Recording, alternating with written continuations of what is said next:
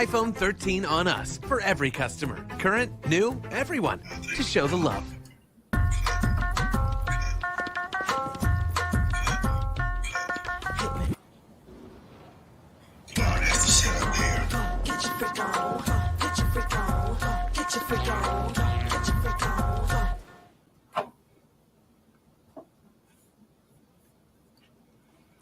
All right, folks, today is Friday, June 24th, 2022. Coming up on Roland Martin Unfiltered right here on the Black Star Network, a special edition. We were supposed to be off today, but major decision comes down. The United States Supreme Court, in a 5-4 vote, overturns 50 years of precedent. Roe v. Wade is no more. We will break this down with an expert panel of guests. Our panel is here as well. Already, Republican attorney generals are moving to affirm the Supreme Court's decision. So as of right now, abortion is illegal in 6 states in this country. Again, we'll break it all down. What does it mean for African Americans? And we'll talk about the politics of this. What happens moving forward? Justice Clarence Thomas says the court should be looking at same-sex marriage, same-sex relationships, and contraception, among other significant decisions. Folks, it is time to bring the funk on Roland Martin Unfiltered on the Black Star Network. Let's go. He's got it. Whatever the biz, he's on it. Whatever it is, he's got the scoop, the fact, the find. And when it breaks, he's right on time and it's rolling. Best believe he's knowing. Putting it down from sports to news to politics. With entertainment just for kicks, he's rolling. It's on go, y'all. It's Roland Martin, Rolling with Roland now. He's funk, he's fresh, he's real, the best, you know he's Roland Martin now.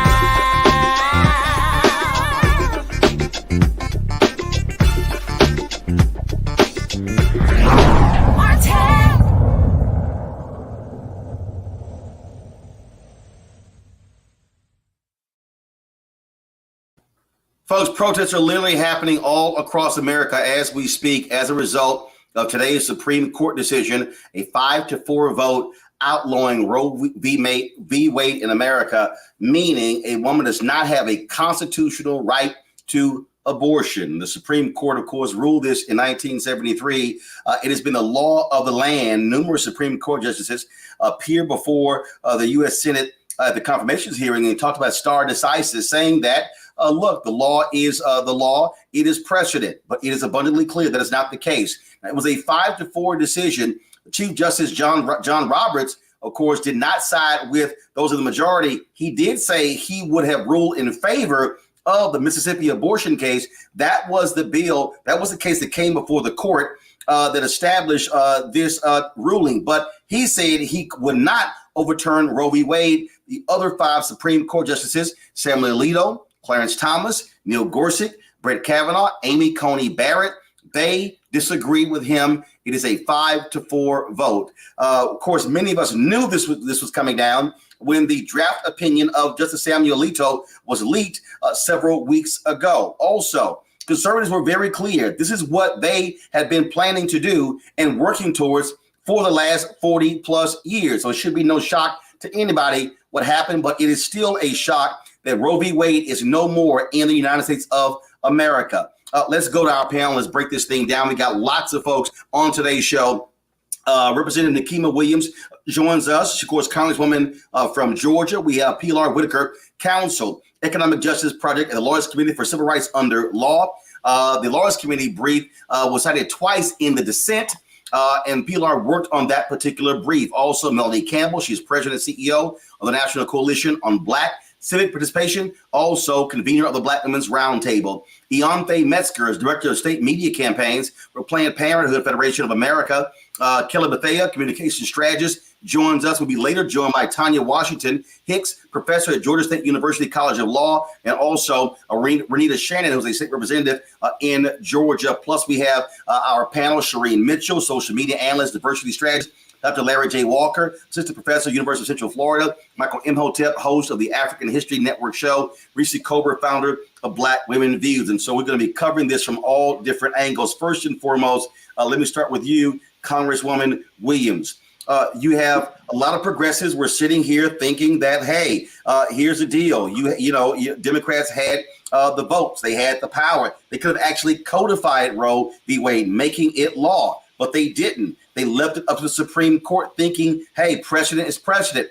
The conservatives on the Supreme Court made clear today they can change whatever they want because they hold the power. The 9 most powerful people in America, 5 of them showed it today. So, Roland, first of all, thank you for covering this issue. As you can see, I'm not in the best place for this interview or this conversation, but it's all good and so important that I was going to call in from wherever I was. I just left a group of people that have rallied at Union Station in D.C. I was at the Supreme Court earlier today with other members of Congress because this is a critical issue right now. And I think people are just realizing how critical it is. And all of the things that we said could happen are happening right now.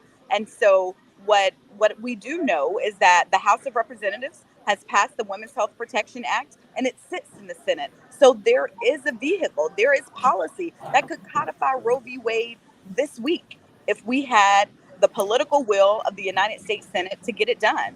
We know that we don't have the 60 votes in the Senate to get this passed. And so what that tells me is that we're going back to the ballot box in November, and we're going to make sure that we get people that not only support our right to bodily autonomy and make personal private medical decisions, but this is also linked to voting rights. If we can't have free and fair access to the ballot, it impedes my right to reproductive freedom and reproductive justice. So this is all linked. And so I don't want anybody to think that this doesn't apply to them, because today they're coming for abortion rights. They already came for voting rights, but tomorrow they're coming for your rights too. So we're all in this together, Roland. It is interesting. I saw tweets and posts from Senator Susan Collins, Senator Joe Manchin saying that they were misled.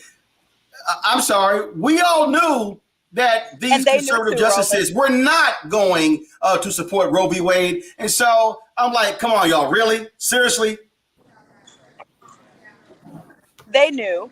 And someone asked me a few weeks ago, like, what do I say about when these people applying to be justices to the Supreme Court sit in Senate Judiciary and they say things that, don't follow up with what I'm like, let's just call it what it is. They lied. They sat there in front of the Senate Judiciary Committee and they lied about where they were on Roe v. Wade. But advocates tried to tell them. People on the ground told the senators where people stood on Roe v. Wade, and they didn't want to listen to us. They wanted to live in this fantasy land that everybody is telling them the truth that comes before them on that Judiciary Committee. And now we see what we've gotten. But you know what? We have the opportunity. The last say does not lie with the Supreme Court. It doesn't lie with the United States Senate. It lies with the people on the ground, the voters on the ground. And so this morning I woke up, I was upset, I was pissed. But Roland, now I'm motivated. I'm motivated to keep organizing, to keep marching, and I'm motivated to make sure that we get people elected to office that are going to stand up for my rights. I know you got to catch a flight. I got to ask you this question here. I saw all these people outside of the Supreme Court. They were joined by members of Congress. And this is what I said. And let me be real clear. There were a lot of white people who were out there. There were a lot of white women. And I got to go ahead and say it. I said this. When black people were out in front of that Supreme Court, for the People Act, for the John Lewis Act, a lot of those white folks were not out there. And I kept saying, hey, where y'all at? George Floyd Justice Act. Black folks were protesting, getting arrested in the Senate. And I kept saying, hey, white women, hey, white progressives, where y'all at? And this is a perfect example. Black people, we don't leave the battlefield. We haven't left the battlefield. We can't afford to leave the battlefield. And I think now these white Democrats and white progressives are now realizing y'all can't go home and think everything is all well. Black folks been trying to tell y'all. That's why we use the hashtag, we tried to tell you.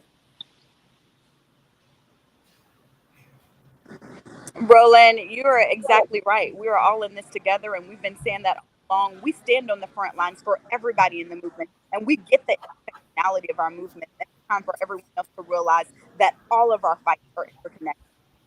All right, Congresswoman Nikema Williams, I know you got to catch a flight. We surely appreciate you taking some time to join us right here on Roland Martin Unfiltered. Thank you, Roland. I'm going to bring in the other members of my panel here. Pilar, I want to start with you. You were, first of all, you participated in one of these briefs, writing it, and walk us through what this court decided today. What are the real life implications? I already said that you have attorney generals who I think the language is they certify, if you will, the Supreme Court's ruling, and already it's happening in Arkansas. I'm going to show a tweet a little bit later where you've got abortion clinics in West Virginia and other places. They've been canceling appointments. And so in several states right now, this ruling is in effect as we speak. I want to highlight that this ruling actually goes far beyond just the outlaw of abortion in these states. Justice Alito's opinion encouraged states to not just outlaw abortion, but to criminalize it. And we know that Black women and communities of color are already over-policed and over-surveilled in these conservative states and elsewhere throughout this United States. And the fact that this opinion has essentially directed the states to criminalize abortion, that means that we're going to see Black women and other women of color have their pregnancies under scrutiny. When women experience miscarriages, which is unfortunate, but a common occurrence during pregnancy, there might be increased suspicion for criminal penalties. And so I think that's the biggest concern for us as a racial justice organization, the Lawyers Committee, is this criminalization of abortion. And when we say criminal penalties, now as a result of this, there's a significant amount of power that now rests in the hands of district attorneys. And so walk us through what that potentially looks like. So right now, let's talk Texas, Louisiana, Mississippi, Arkansas, West Virginia. What could DAs do right now if a woman chooses to try to get an abortion, or if someone is trying to provide one? What actually could happen? Well, we know that Texas has permitted basically bounty hunting on people who assist or provide abortions. And so we know that there are definitely civil penalties at play here. And we also know that also occurring in Texas, a woman was arrested just a few short weeks ago under suspicion of having attained an abortion. So this is a very real threat. And what really matters here is that we go to the polls and we make our voices known, that we will not stand for our bodies to be criminalized and heavily surveilled in the way that this court is asking the states to do today.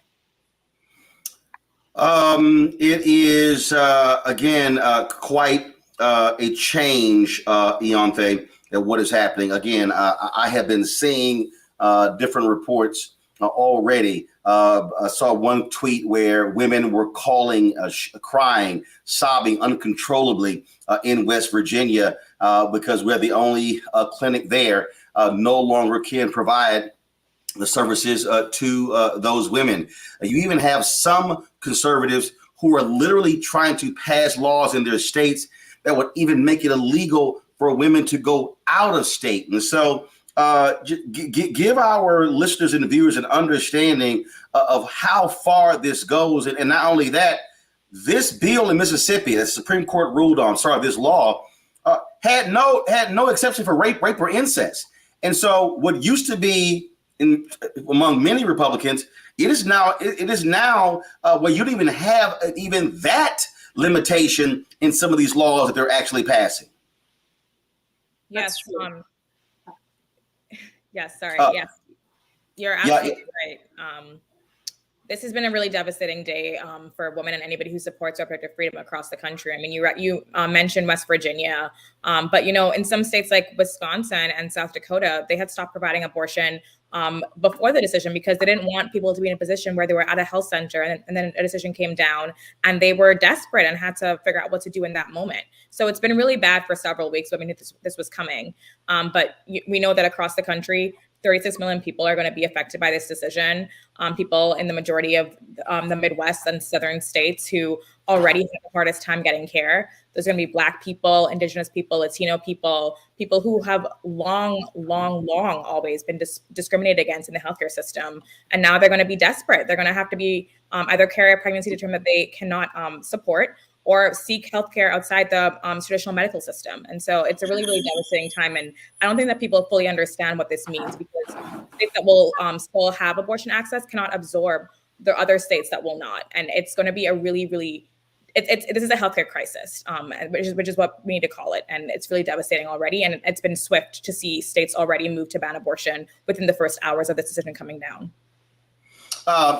Melanie, it's been really interesting as I have looked at different folks commenting on this.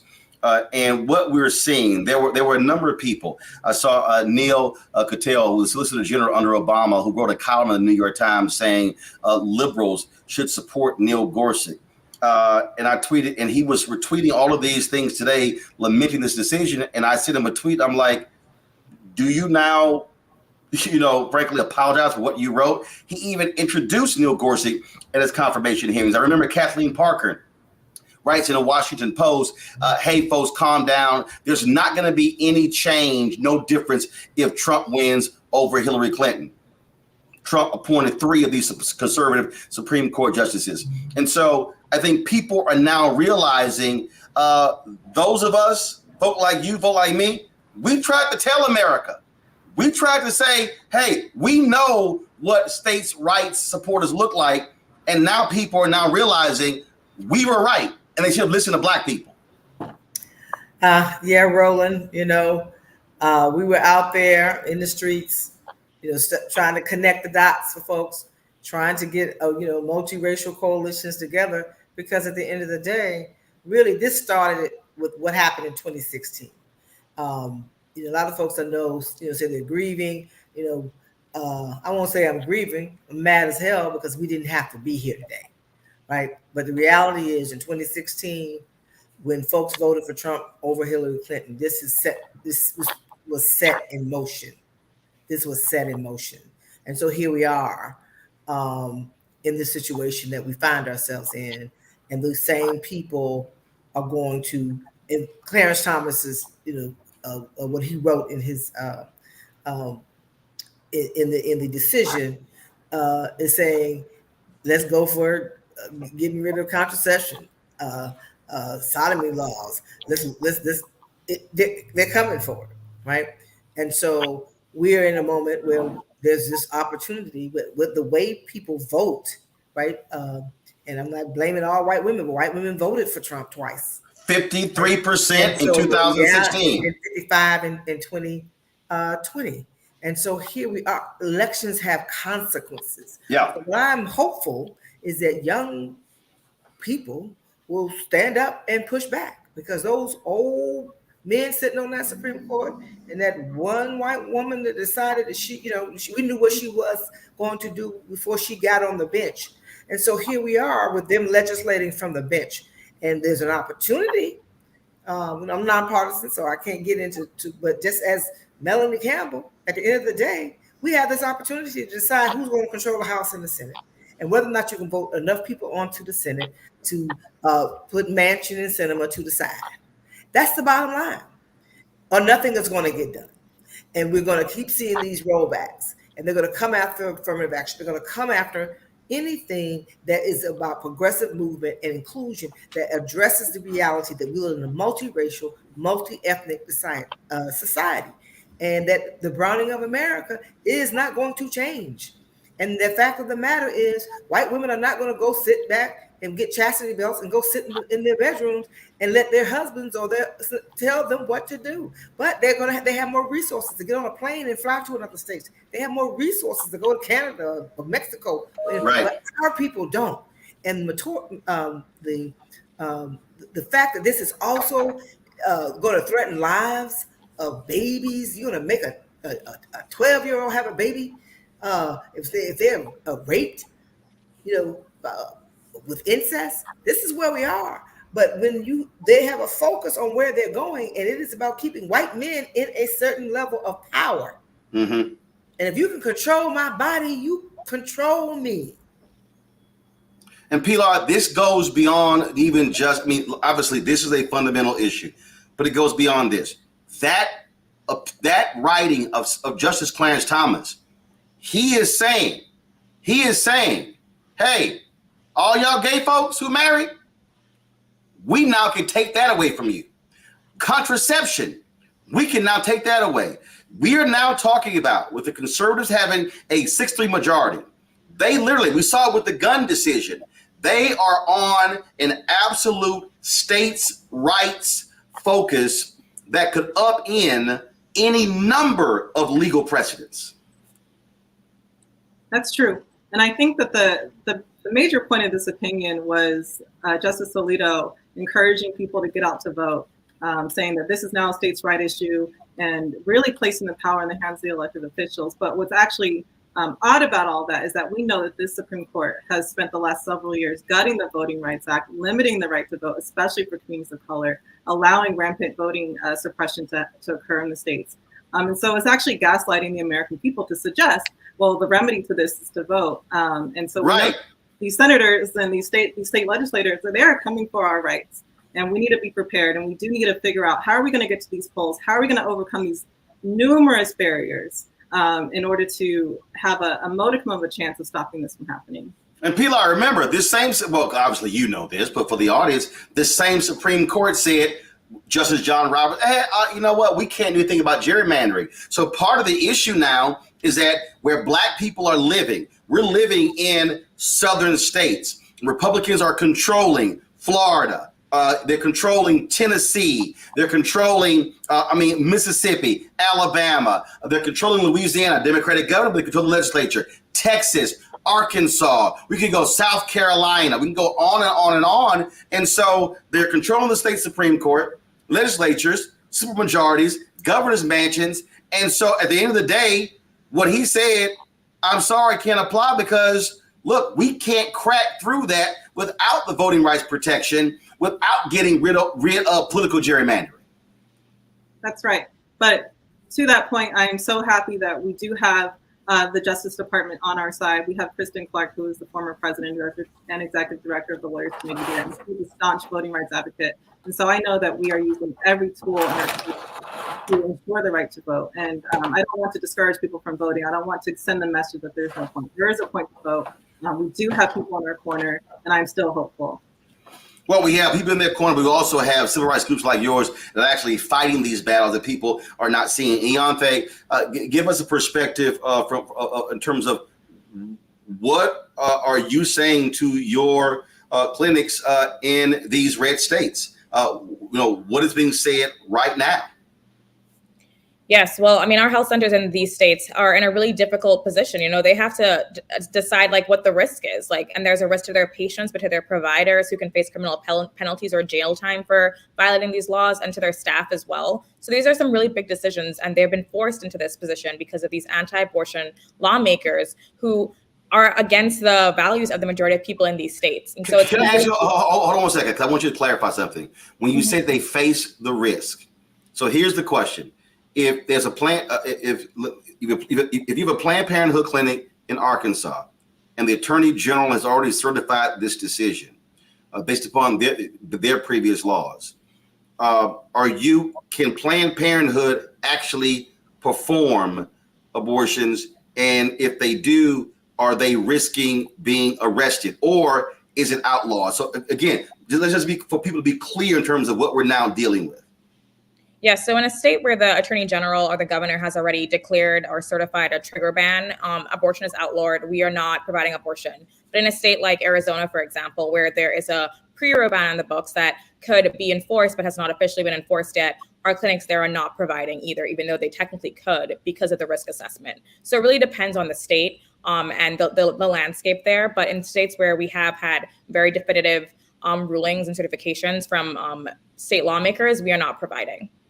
And so, Pilar, I'm looking here at this New York Times story right here, and it says that right now, abortion is banned in at least 9 states. And it said with trigger bans and several more set to take effect in the coming days.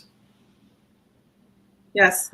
So these trigger bans have been in place for several months, if not years, in some instances. They have been planning for this, and they were ready for this moment. And that's something I would like to emphasize to people. They have been playing the long game. And unfortunately, on the side of some of the progressive sides, we didn't take it seriously enough. They have been planning for this moment. They have been preparing for this moment. Something to note, Mississippi, when they initially filed this lawsuit, they did not ask that the court overturn Roe versus Wade. They simply asked that the court enforce their 15-week abortion ban, which would have been devastating, but certainly nowhere near what we're seeing today. So really, the Supreme Court was waiting for a case. So what you're saying right there is that this Supreme Court went further than this Mississippi law. This court chose to ban, to get rid of Roe v. Wade. This court chose to ban or to overturn Roe v. Wade. That's correct. They were not asked to do so. The question presented by Mississippi was whether or not it was lawful to outlaw abortion pre-viability, which was the existing standard. You could get an abortion up until viability, which was about 24 weeks. And then during their briefing, when they saw that the court had kind of turned in their favor, they switched the question or they started making much more extreme arguments. The court did not call them out on that, and they just went with it as if it was part of the course. And so this was a very unusual case in the sense that the court went far beyond what was even presented in the initial lawsuit. I want to bring in Kelly Bethea here because I want to ask her about this along with Melanie Campbell. So Kelly, and I'm looking at this tweet here from Ronald Brownstein, of course, who is a journalist with The Atlantic. He says this here: the growing sense among D-activists is that the party's leaders aren't fully facing the challenge. The November-centric thinking and business as usual approach of the D party's septuagenarian and octogenarian leaders who have seemingly little to say about the crisis facing the party.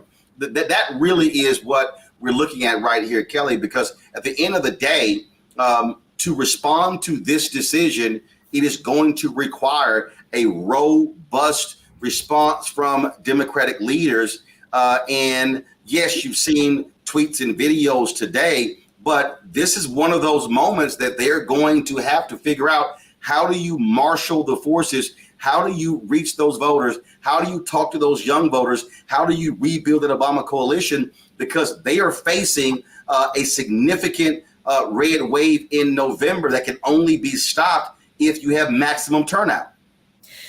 And that's my biggest fear with this, right? Because right now what we're seeing is kind of par for the course for the Democratic Party, at least the powers that be in the Democratic Party. When something massive happens, you basically throw a temper tantrum on the news and in your press releases and any type of exposure that you're going to get. And then when the noise dies down, so does your cause. And we cannot afford to do that right now, because the way that I read this case, it goes beyond just the right to abortion. This is about your right to privacy. This is about your right under substantive due process, which is basically the essence of the Constitution, the rights that aren't necessarily stated explicitly in the Constitution, but are still enforced by the Constitution by way of how the Constitution was written, by way of between the Bill of Rights and the amendments, right? All of that is under siege right now by way of this opinion. When they did not follow stare decisis, which is basically legalese for I said what I said, that we are going to follow previous case law to determine what this law is, like a previous panelist said, they didn't even do that here. They skipped over the case at hand in order to just push their agenda. So to me, this is more than abortion, which is why I'm so angry right now, because when Clarence Thomas talked about the other rights on the table that are about to be under attack, he conveniently left out Loving v. Virginia, which is also under substantive due process, which would actually prevent him from being married to his wife anymore.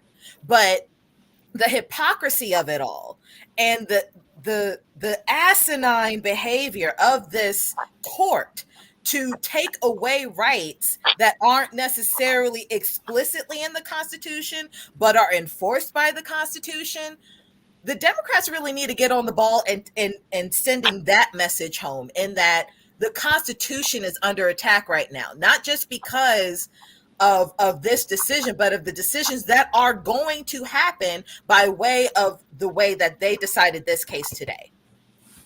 Melanie, that particular point there in terms of what we are facing, first and foremost, people had an opportunity to brace themselves for this day when that draft by Samuel Alito was leaked several weeks ago. And so I saw this comment from Congressman Jim Clyburn, who's called today somewhat anticlimactic, but the reality is it is still shocking and stunning, overturning, again, nearly 50 years of Supreme Court precedent.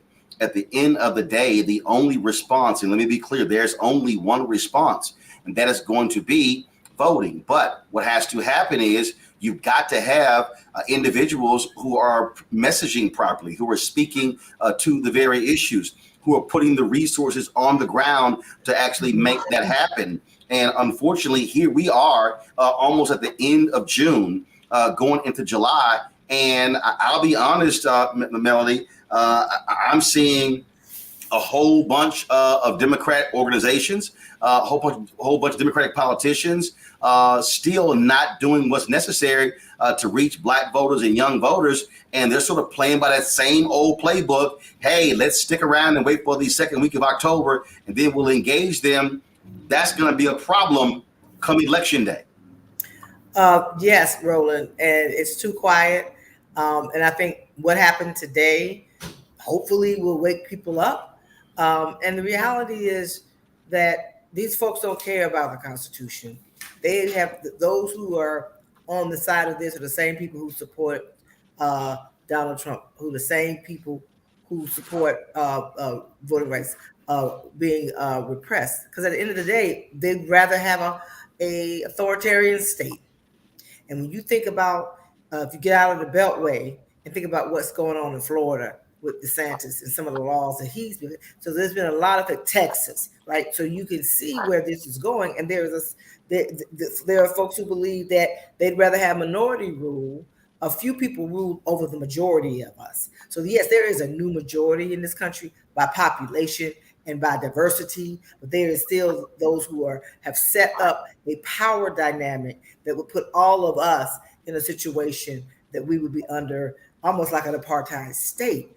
And so that part of it means that if we don't do all that we can, and those who say that they understand don't put the resources in yesterday, not tomorrow, yesterday, then the results of the 2022 election are going to be catastrophic beyond anything that we can repair in any period of time in a short. It will change what this nation really is with all of its flaws.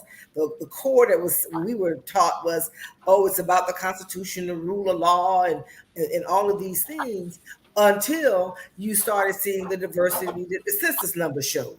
And so I have a level of cynicism about where our progressive community is really ready to fully fight. I would hope this will wake up people who should have already been woke when voting rights was repealed. And when we weren't able to get George Floyd, and you had 2 years ago, we now are facing another summer of organizing and activism. We got to get in the streets. It costs money for that to happen. I've talked to too many organizations that don't have the resources to do what they need to do. If you don't have a turnout at the minimum of what happened in 2018, then it's cancel Christmas. That's where we are. And young people drove the vote along with Black women and others, showed up in 2018. They saw the danger, but they didn't really get the credit, right? And then Black women voted at 54%, I think it was, and Black men close to 50%. We're carrying it, right? But there were there's no resources out there right now. Pilar, just a question for you, and for people who are, again, who might think, well, okay, this is just a couple of decisions. This decision, actually the Miranda decision, the gun decision. In September, I'm dropping my book, White Fear, how the browning of America is making white folks lose their minds. People need to understand what we're facing right now. What we're talking about even goes beyond this case here. Because conservatives now hold a 6-3 majority on the Supreme Court, even if Chief Justice John Roberts chooses to go another way, they can run the table. They can literally, and what we're seeing is not just the Supreme Court. Now we're talking about if Republicans get control of the House and the Senate, what happens there? The only block, if you will, is Biden with veto power. But then we're talking about the state legislatures. Now we're seeing what is happening on the county commissioner level, the city council level, the school board level. And I have been saying since 2009 that, look, I said to John Avalon, I said, we're living in the beginning of white minority resistance. And now you're talking about, by holding this power, by having these young white conservative Supreme Court justices, their goal is to rule for the next 50 years. And so people need to be understanding they've been playing the long game. I think a lot of Democrats and progressives have not been playing the long game. That's true. I mean, I think we should assume that everything is on the table at this point. Everything. Don't assume that your same access to your schools will be the same in the next decade or so. We're already seeing the unraveling at the school level, like you just mentioned. They are very concerned that white students and Black students are waking up to injustices, and they're fighting very hard to ensure that this 50-year plan that they have, that there's someone to carry the torch. Obviously, it's not going to end with the current the current ruling class. These people are looking to raise the next generation, and that's how we know that this is the long game. They're playing chess. I think the progressives are playing checkers. It's very apparent, even in the messaging, even as far as how easily they grasp situations and how they flip the messaging before you even had a chance to read about it. So this is a very serious thing. Assume everything is on the table. They are not playing any games. They are trying to take us backwards, which I think is evident in Justice Alito's opinion, where he heavily relies on the opinions and thoughts of white men in the 1700s and the 1800s. I think that gives us a strong clue of what they're trying to do here. Ianthe, in terms of, look, Planned Parenthood has certainly been one of the groups that have been on the front lines, involved in advocacy. And so what's next for your organization? Yeah, well, we're going to be fighting this fight on several fronts. I mean, we have the healthcare delivery front, where we're working to get patients out of state when they can't access this care in their own state, working with abortion funds and other independent providers to get people the money, the childcare, the transportation, all of those things to get out of state if they can. And then there's the electoral front, of course. There's a November election coming up. We're working to channel the pain and anger and energy that we're seeing right now into votes in November and keep people motivated on that front. And then we're also, just thinking about litigation. Litigation is a strategy we've used for a long time. And I think you're going to see a lot of filing of litigation very, very quickly.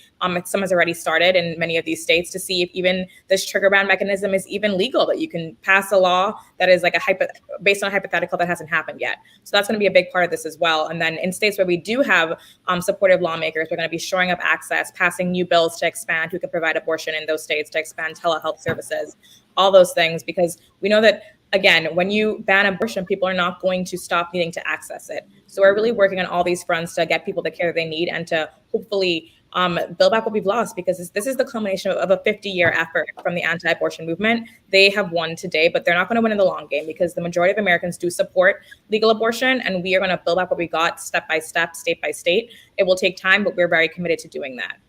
Pilar Whitaker, Law Committee for Civil Rights Under Law. I certainly appreciate you joining us on the show. Please keep up the great work that you're doing. And I always did this for Kristen Clark.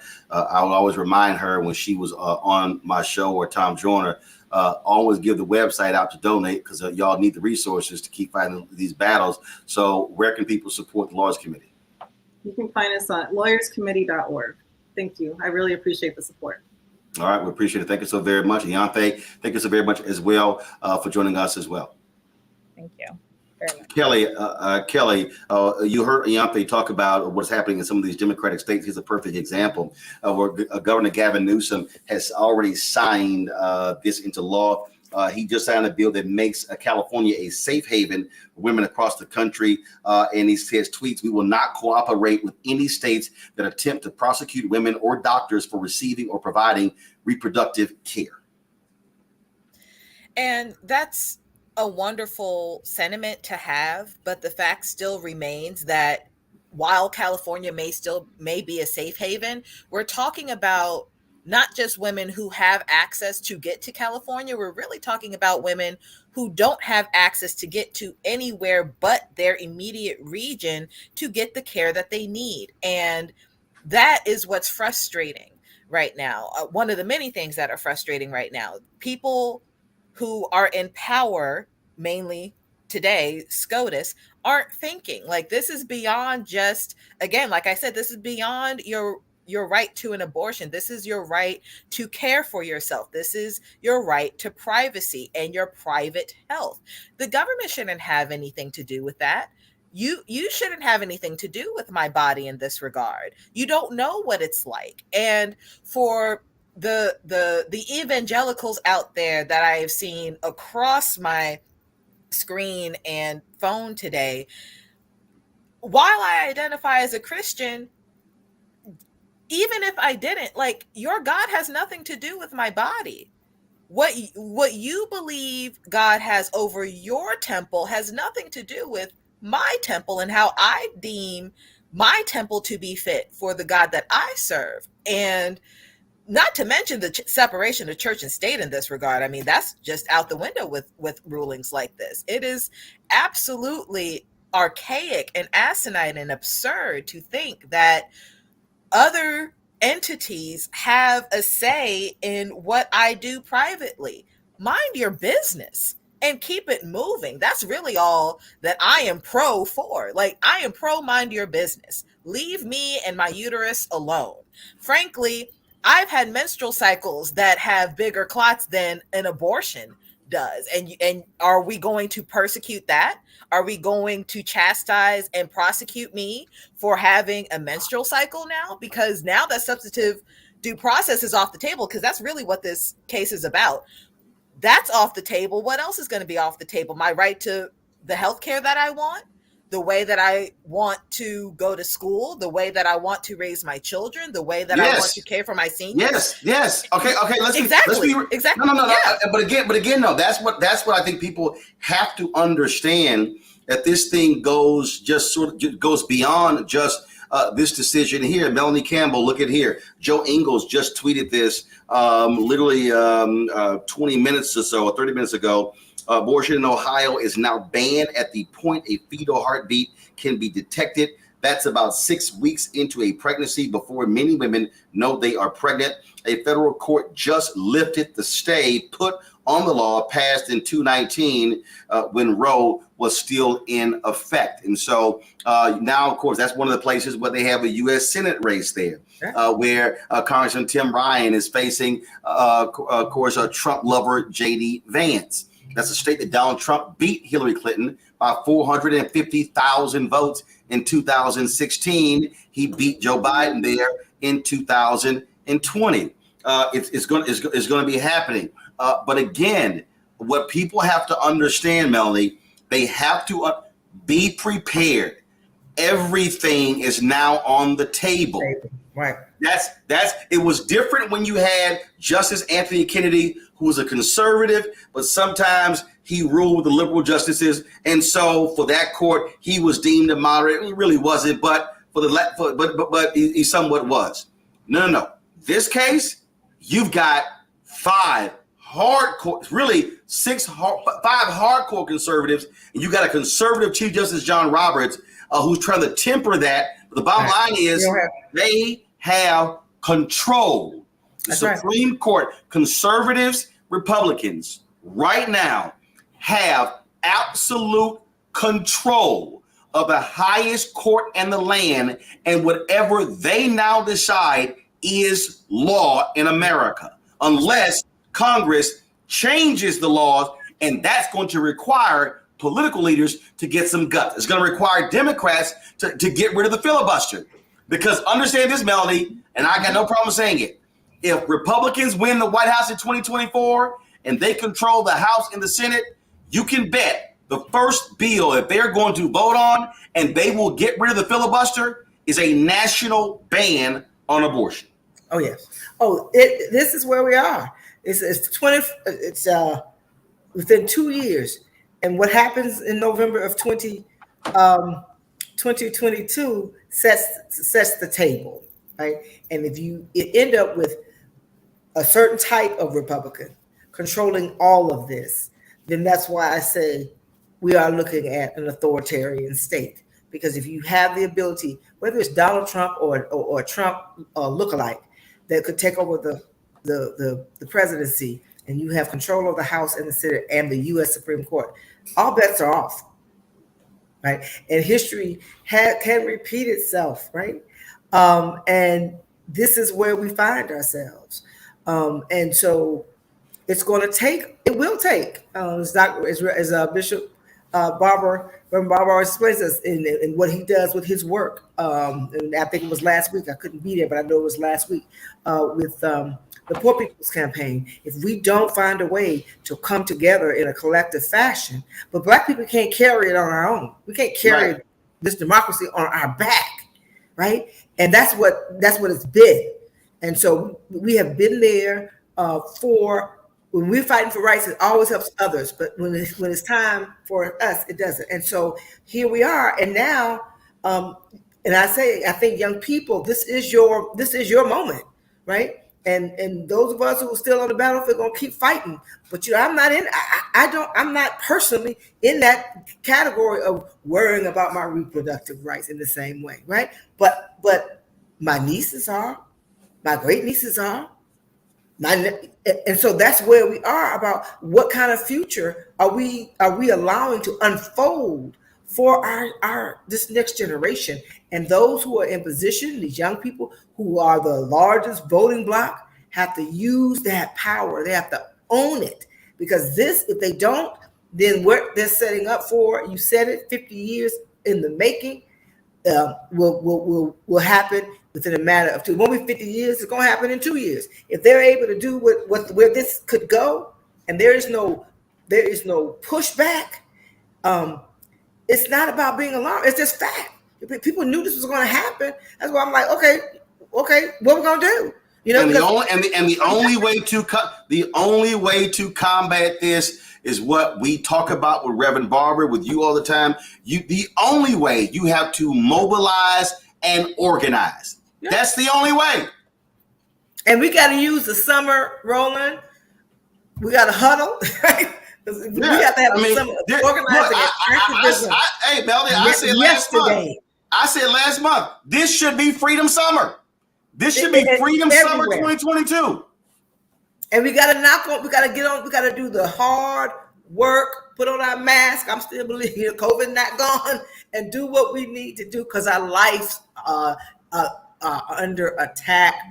Our very ability to be able to live and have some modicum of freedom to live in this country is under attack, because you have a group of people who believe, who never sleep, right? They never slumber. They never a lack of resources. But I still believe the half full side. We can push back, but if nothing happens in the next couple of weeks, you cannot show momentary outrage. Melanie Campbell, Kelly Bethea, I want to appreciate both of you for joining us. Look, I keep telling people, we've been saying this on this show repeatedly, what's going on, what is happening. Folk had better pay attention. We appreciate both of you joining us. Thanks a lot. Thank you. Folks, going to a commercial break right now, but I'm going to play this. The folks at Midas Touch actually put this video out again. When I hear Susan Collins and Joe Manchin just talk about, we're just so shocked by this, and keep saying, I don't know why you shocked. These folks made it clear that they were not telling the truth when they testified before the United States Senate. I believe the Constitution protects the right to privacy, and I have no reason or agenda to prejudge the issue. Roe versus Wade is an important precedent of the Supreme Court.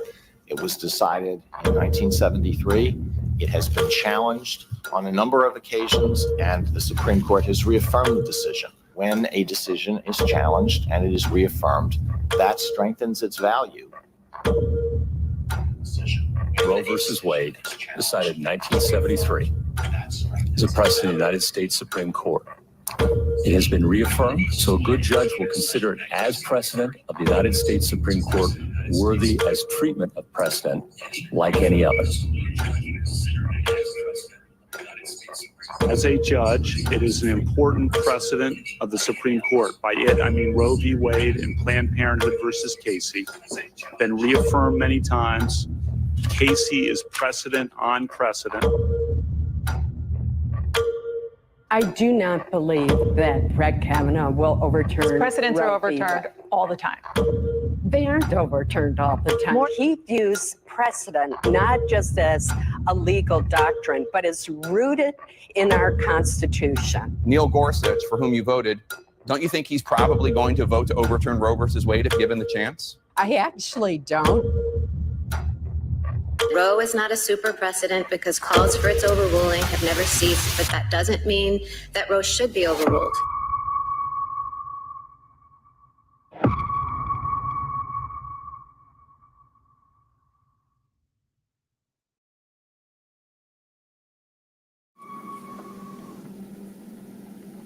All right, folks, going to a break. When we back, more with our panel. We'll also play for you some of the reaction from various folks, including Cook County State's Attorney Kim Foxx, Congresswoman Val Demings, Congresswoman Joyce Beatty, and others. You're watching Roland Martin Unfiltered right here on the Black Star Network.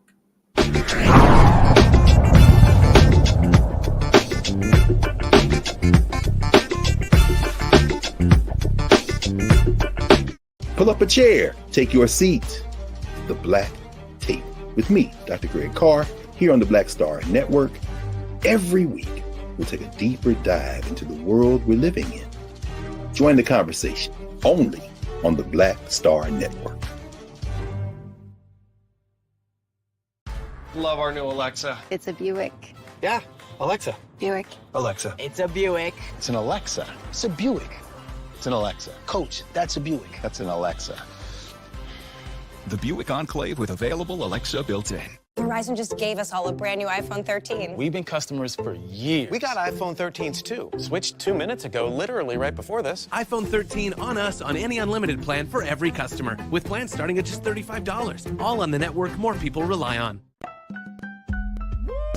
We're all impacted by the culture, whether we know it or not. From politics to music and entertainment, it's a huge part of our lives, and we're going to talk about it every day right here on The Culture with me, Faraji Muhammad, only on the Black Star Network.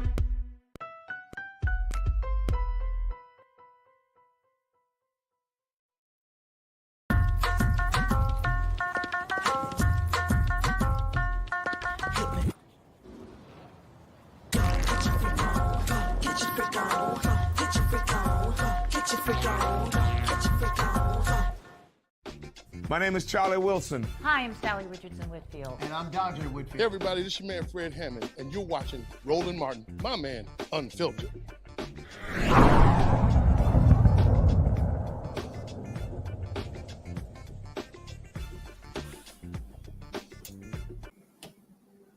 All right, folks, after the Supreme Court decision came down this morning, President Joe Biden offered these remarks. Today is it's not hyperbole to suggest a very solemn moment. Today, the Supreme Court of the United States expressly took away a constitutional right from the American people that it had already recognized. They didn't limit it, they simply took it away. That's never been done to a right so important to so many Americans. But they did it. It's a sad day for the court and for the country. 50 years ago, Roe v. Wade was decided and has been the law of the land since then. This landmark case protected a woman's right to choose, her right to make intensely personal decisions with her doctor, free from the interference of politics. It reaffirmed basic principles of equality, that women have the power to control their own destiny, and it reinforced a fundamental right of privacy, a right of each of us to choose how to live our lives. Now, with Roe gone, let's be very clear. The health and life of women in this nation are now at risk. As chairman and ranking member of the Senate Judiciary Committee, as vice president and now as president of the United States, I've studied this case carefully. I've overseen more Supreme Court confirmations than anyone today, where this case was always discussed. I believe Roe v. Wade was the correct decision as a matter of constitutional law and application of the fundamental right to privacy and liberty in matters of family and personal autonomy. It was a decision on a complex matter, but through a careful balance between a woman's right to choose earlier in her pregnancy and the state's ability to regulate later in her pregnancy. A decision with broad national consensus that most Americans of faith and backgrounds found acceptable. that have been the law of the land for most of the lifetime of Americans today. Folks, that was President Joe Biden. Vice President Kamala Harris, she also went before the cameras and addressed this particular ruling. This opinion also says, when you read it, that abortion is not deeply rooted in our nation's history. They offer that in the opinion as a foundation for the decision they rendered today. In holding that it is not deeply rooted in our history, today's decision on that theory then calls into question other rights that we thought were settled, such as the right to use birth control, the right to same-sex marriage, the right to interracial marriage. The great aspiration of our nation has been to expand freedom. But the expansion of freedom clearly is not inevitable. It is not something that just happens. Not unless we defend our most fundamental principles. Not unless we elect leaders who stand up for those principles. The strength of our nation has always been that we move forward. Today, I invite all people to stand together in defense of one of the most fundamental ideals and principles that for generations, for centuries, I believe we had held dear, which is that fundamental principle about the importance of liberty. All right, folks, let's bring up my panel. Reese Colbert, Black Women Views, Michael Imhotep, the African History Network show. Dr. Larry J. Walker, he is assistant professor at the University of Central Florida. Shireen Mitchell, she is social media analyst and diversity strategist. We also have State Representative Renita Shannon of Georgia. Reese, I want to start with you. Are Democrats truly prepared for this fight? No. However, I want to start by saying, fuck the Supreme Court. And fuck Republicans and fuck Republican voters, because I know we're going to get into Democratic strategy and their lack of preparation and even the lack of zeal they seem to have to face this challenge and mobilize the voters and shake people out of their slumber, their apathy, their disillusionment, their whatever the hell, and really meet the moment. But the people that brought us here are Republicans who have been relentless and disciplined for 5 decades to get us to the point where women are no longer full citizens in this country, point blank in the period. And the reason why this is just getting a shoulder shrug across much of the nation is because this country doesn't give a damn about women. They don't give a damn about babies. They don't give a damn about children. And what people don't understand is whether or not you're going to have an abortion or whether or not you feel like I'm going to have an abortion or whatever, this opens up the door for so many things in terms of the right to privacy, in terms of if your homegirl is talking to you about her abortion, if you have a miscarriage, if you're going through in vitro fertilization. Look at Texas where they have bounties on people. So if you're an Uber driver or a Lyft driver, this opens up the door for so many things. And guess what? Even if you didn't have an abortion, prove it. Because the presumption of some MAGA nurse or some racist doctor or whoever is going to be that you did something to cause harm to your unborn baby if you have a miscarriage, if you end up in the hospital and you seek medical care.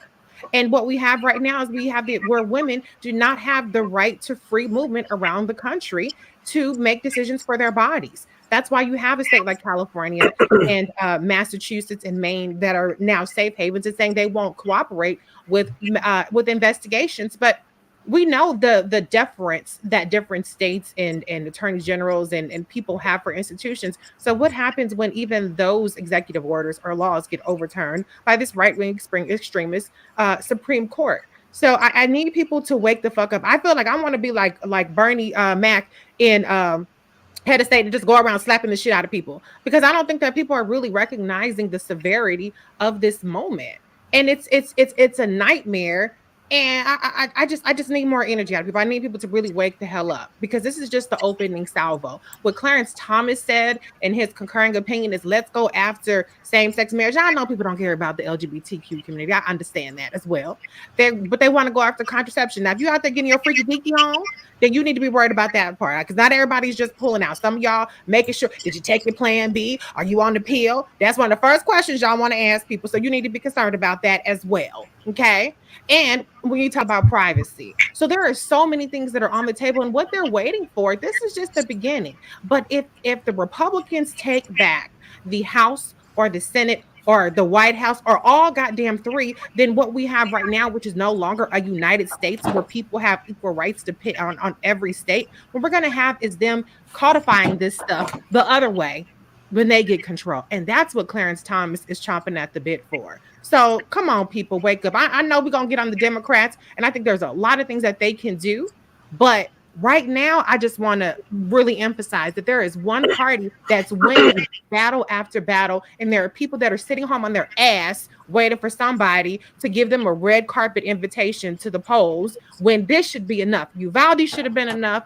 Buffalo should have been enough. Them obstructing voting rights should have been enough. This shit should be enough. Right. And the next 5 to 10 things they're going to do should be enough. Wake up, people, and get your ass out and vote. Even if you don't like the Democrats, even if the Democrats ain't shit, even if the Democrats is weak punk asses that just let Republicans do what the fuck ever, guess what? We still need the Republicans the hell up out of office. Representative Shannon, Michael Imhotep, Shireen and Larry, and Michael, I want you to go over you, them go to Representative Shannon. Look, Eric Erickson sent this out. It's not like the conservative movement has been hiding its intentions. We've spent 40 years being open and transparent about moving the court right, and people seem freaked out we actually did it. And all that means is you got to work at the state level now. Michael, they've been clear. Yes. They made it clear we want all of the power, and when we get it, this is what we're going to do. Mm-hmm. And not only have they been clear, Roland, Donald Trump was very clear in 2016 when he ran. And this is what I warned my listeners on the African History Network show, 9:10 a.m. WFDF here in Detroit, day after day. This is what I warned them about. Donald Trump said he would only nominate Supreme Court justices who would overturn Roe versus Wade. He said it. And not only that, if we look at Trump, who I loathe and abhor, okay, but everything that Donald Trump did, either legally or illegally, pretty much he told you he was going to do it before he did it. So, we have to learn from this. And this is one of the differences between Republicans and Democrats. And I'm neither Democrat nor Republican, but I sure as hell ain't stupid. In 2016, many Republicans who voted for Donald Trump, Trump was not their first, second, third, fourth, or fifth choice.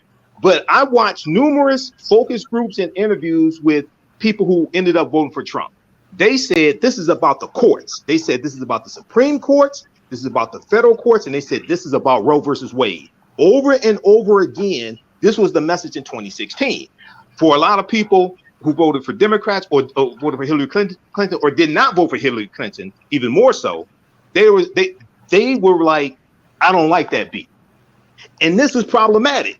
I told people this is not about a person. This is about the trajectory of this country for the next 25 or 30 years. And it's only in probably 2020 election that more people who vote Democrats started realizing, oh, you know what? We got to focus on the Supreme Court. Oh, you know what? We got to focus on the federal bench. After Donald Trump ran a Boston and got 226 federal judges elected, and it's a lifetime appointment, and these are many judges who were on a list that was submitted to him from the Federalist Society and the Heritage Foundation. So we got to learn from this and understand long-range planning and also understand history as well. So, brother, this right here should be a wake-up call for everybody. Representative Shannon, the thing that, again, anybody who's watched this show since we launched on September 4th, 2018, if they watch my News One Now daily morning show, if they watch Washington Watch, we launched in September of 2009. We have been walking this thing through, trying to get people to understand and connecting the dots. And what you saw in 2016, you saw people who were looking for the perfect candidate, pissed off because Bernie lost to Hillary Clinton. So damn Hillary Clinton. Matter of fact, I was looking at some tweets of some folks who were complaining today, but then others were pulling up their tweets from 2016 saying how happy they were not voting for Hillary Clinton. Today's decision, the Miranda decision, the gun decision are perfect examples of what happens when you're sitting around hoping for the perfect candidate to come along, and then, as Reese might say, you fuck around and find out. Yeah, but this is not about waiting for the perfect candidate to come along, because, I am somebody who's never underestimated Republicans, ever. And I would argue that we can go before 2016 to look at how Republicans operate and the agendas that they have been on. Look at when the Supreme Court gutted voting rights. I mean, they have been telling us that this is what they wanted to do, and these people are relentless. And so I think what Democrats have got to understand is they have got to become relentless, and they have got to be willing to do what it takes to win. Republicans, whether they're in the minority or the majority, they still get their agenda done. Why? Because they wake up every single day thinking about how to get their agenda done. And we still have the case that Democratic leadership is spending more time fighting progressives than they will Republicans. Put that energy into fighting these people. We're still hearing, I think we can work with them. We can use our relationships. No, all of these people operate like Trump. Whether they look like Trump, whether they sound like Trump, they are going to vote this agenda and they're going to move it forward. We still have the president today saying that, he's not sure about adding more justices to the court. We still never got a full-throated endorsement to overturn the filibuster. It's not too late. I would argue that what loses elections is not advancing the agenda that you ran on, and it's not too late. Well, on that particular point there, Shireen, when it's not too late, again, I mean, I'm sitting, here's the deal. I'm looking at Manchin's comments, I'm looking at Sinema's comments, and I'm like, you do know y'all can actually pass and make Roe v. Wade the law right now. No, exactly. And I think the part about this I think people are not understanding is that they didn't just go backwards in time.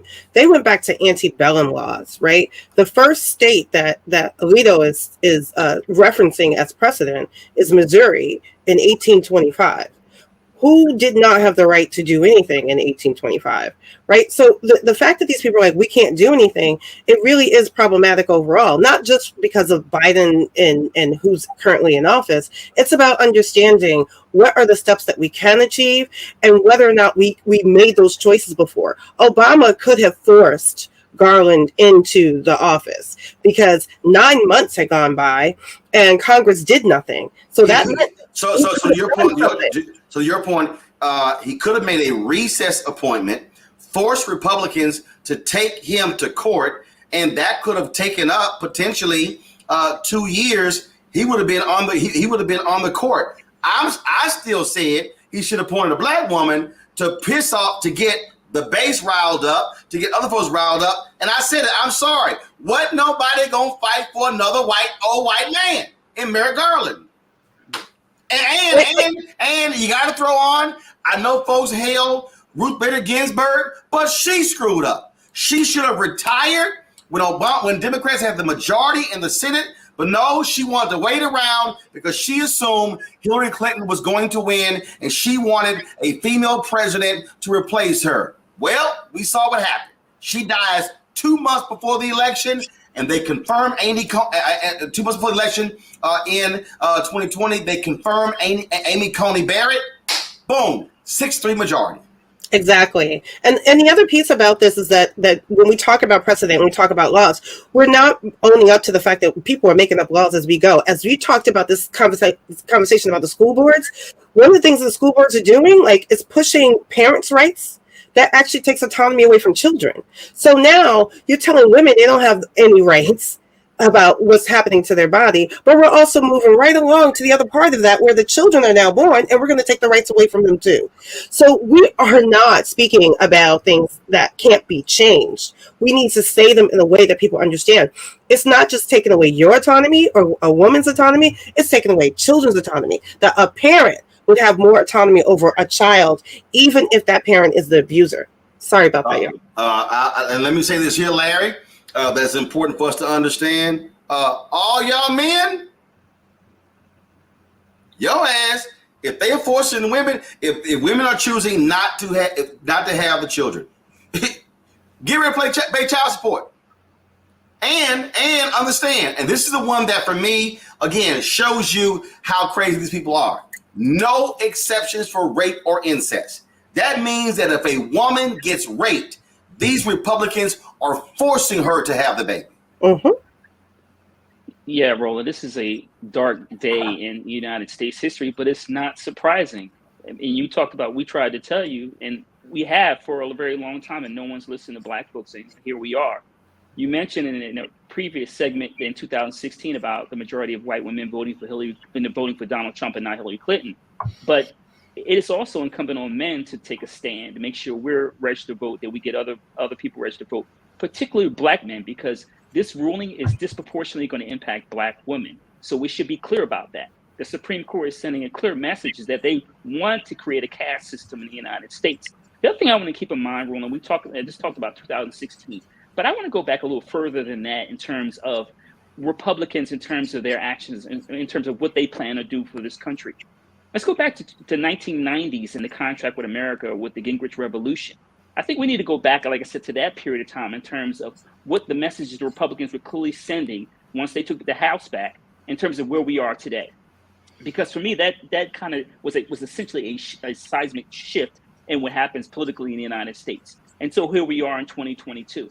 But once again, like I said, you mentioned it's important for men to really step their game up. And like I said, get out, make sure people are registered to vote, make sure we're protecting Black women, because we talk about these safe havens and obviously Washington State, California, Oregon, et cetera.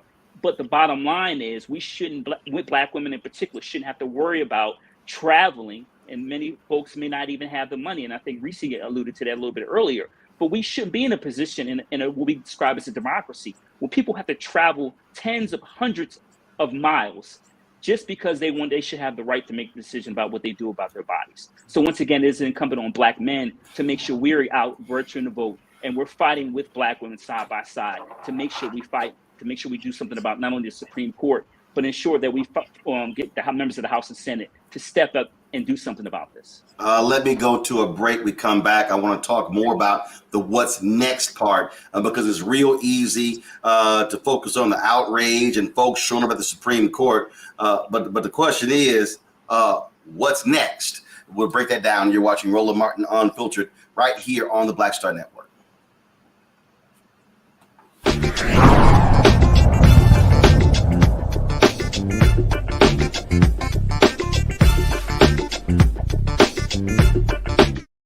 Love our new Alexa. It's a Buick. Yeah, Alexa. Buick. Alexa. It's a Buick. It's an Alexa. It's a Buick. It's an Alexa. Coach, that's a Buick. That's an Alexa. The Buick Enclave with available Alexa built-in. Verizon just gave us all a brand new iPhone 13. We've been customers for years. I thought new phones were for new customers. We got iPhone 13s too, switched to Verizon 2 minutes ago. Ours were busted, and we still got a shiny new one. Check it out. So wait, everybody gets the same great deal. I think that's the point. iPhone 13 on us for every customer. Current, new, everyone. On any unlimited plan, starting at just $35. All on the network more people rely on. Don't you think it's time to get wealthy? I'm Deborah Owens, America's Wealth Coach, and my new show on the Black Star Network focuses on the things your financial advisor or bank isn't telling you. So watch Get Wealthy on the Black Star Network.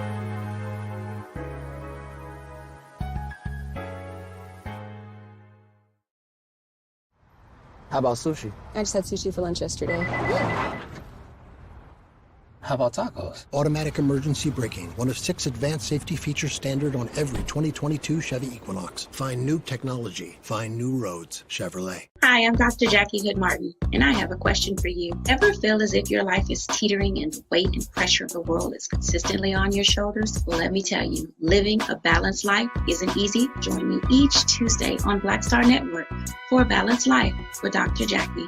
We'll laugh together, cry together, pull ourselves together, and cheer each other on. So join me for new shows each Tuesday on Black Star Network, A Balanced Life with Dr. Jackie.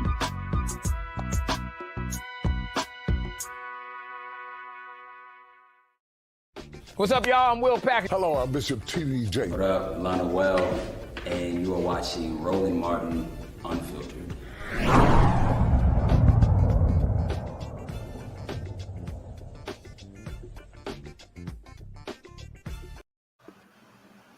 All right, folks. Welcome back to the show. There's so much going on. Folks have been commenting, talking about what's going on. Here is Congresswoman Val Demings sharing her perspective on today's court decision. Today, the United States Supreme Court overturned Roe versus Wade. This is a disappointing and tragic day. I am mad as hell. And every man and woman that supports America's daughters should be mad as hell. If anybody thinks that this fight stops with this sad decision, they are out of their minds. We are going to continue to fight and fight and fight some more to protect the constitutional rights of women. We refuse to go back to being treated as second-class citizens or as property. So we ask you, every person who believes that women should have the right to make their own decisions, to join us in this fight. Today. All right, Reese, I'm always looking for Comedy Hour, and I found this right here, Reese. I knew that you would have something to say about this here. Oh, here's Joe Manchin. As a Catholic, I was raised pro-life and will always consider myself pro-life, but I've come to accept that my definition of pro-life may not be someone else's definition of pro-life. I believe that exceptions should be made in instances of rape, incest, and when the life of the mother is in jeopardy. But let me be clear, I support legislation that would codify the rights Roe v. Wade previously protected. Reese, here's the laugher. I am hopeful Democrats and Republicans will come together to put forward a piece of legislation that would do just that. And Reese, he know damn well he couldn't get no 10 damn Republicans to vote on the John Lewis Act and all the rest. Man, go sit your punk ass down, Joe Manchin. Man, get the fuck out of here with that bullshit, Joe Manchin. I'm so tired of his punk ass gaslighting us. This motherfucker support everything under the sun except for the damn filibuster. I'm so sick of these people talking about, well, I support codifying this. Okay, well, abolish your filibuster then. How about that? Abolish the Jim Crow filibuster today. You can do that. Until then, shut the fuck up. You do not support a damn thing. You don't support voting rights. You don't support a woman's right to choose. And right now in West Virginia, they have stopped abortions at the only abortion clinic in the state. So his constituents are some of the most impacted constituents. So it's time to put your money where your mouth is or shut the hell up, because we don't want to hear it anymore. And I'm really sick of all these Democrats that sit up there and they sit on their hands. But then the media regurgitates what they say as though, well, they do support it. No, you don't. No, you don't. Same for cinema. And I have to say, I am disappointed that there haven't been more calls for abolishing the filibuster. I'm not surprised. But what else is it going to take? My God, what else is it going to take? So Joe Manchin, step the fuck aside. Cinema, step the fuck aside. And look, if you're not going to call for the filibuster to be abolished, at least let the American people know. Get us 2 or 3 more seats in the Senate. I know people don't want to hear that shit. I don't even want to hear it. I'm sick of saying it because it's really actually getting disheartening to have to constantly tell people to vote for motherfuckers who ain't really, stepping up to the plate the way they need to be. But it's that or what we're facing times 10. At this point, I'm not even interested in platitudes about democracy, platitudes about institutions and rights and yada. It's about survival right now. It's about humanity. That's what's at stake here, not some notion of the United States or some notion of democracy. It's about being a citizen and a human being with autonomy in this country, point blank, period. Joe Manchin, go to hell. Representative Shannon and I were just sitting here looking at some tweets of different people, and I came across that of Kristen Cinema. Let me give me a second. One of my iPads just died, so let me put in the other one because again, I was sitting here laughing. As Reese was talking, when she mentioned cinema, I looked this up, and then of course I just had to laugh when I read it because these folk got jokes. And so let's see what she put out here. Where did I show you these tweets? So let's see here. Here we go. Here are her tweets. Let me cut to them right now. A woman's health care decisions should be between her family, and her doctor. Today's decision overturning Roe v. Wade endangers the health and well-being of women in Arizona across America. Then she says, throughout my time in Congress, I've always supported women's access to health care, and I'll continue working with anyone to protect women's ability to make decisions about their futures. That's it. It is completely laughable what she tweets and what she talks about. But here's the thing. So I am a lowly state representative from Georgia. And even in my own capacity, when we had a bill in 2019 to outlaw abortion, I put my body on the line. I went down to the well and refused to leave and had to be removed by the Speaker of the House as a last-ditch effort trying to make sure that we didn't pass a bill to outlaw abortion. So if that's what I can do as a state representative, you can't tell me that these folks at the federal level can't do more. I have not seen the president make Joe Manchin's life and Kyrsten Sinema's life hell. I've not seen that yet.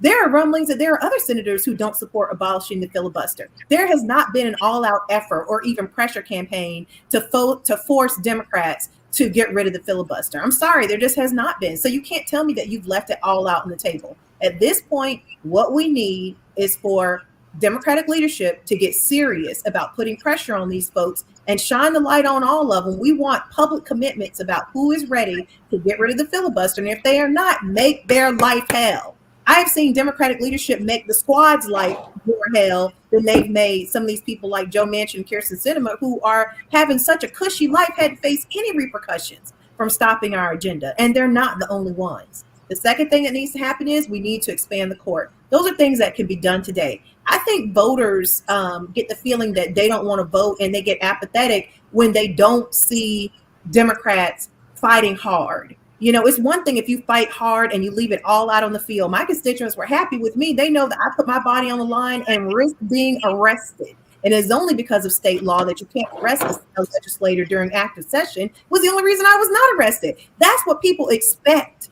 That is what they expect. And that is the only way that you can say you've done everything that you could do.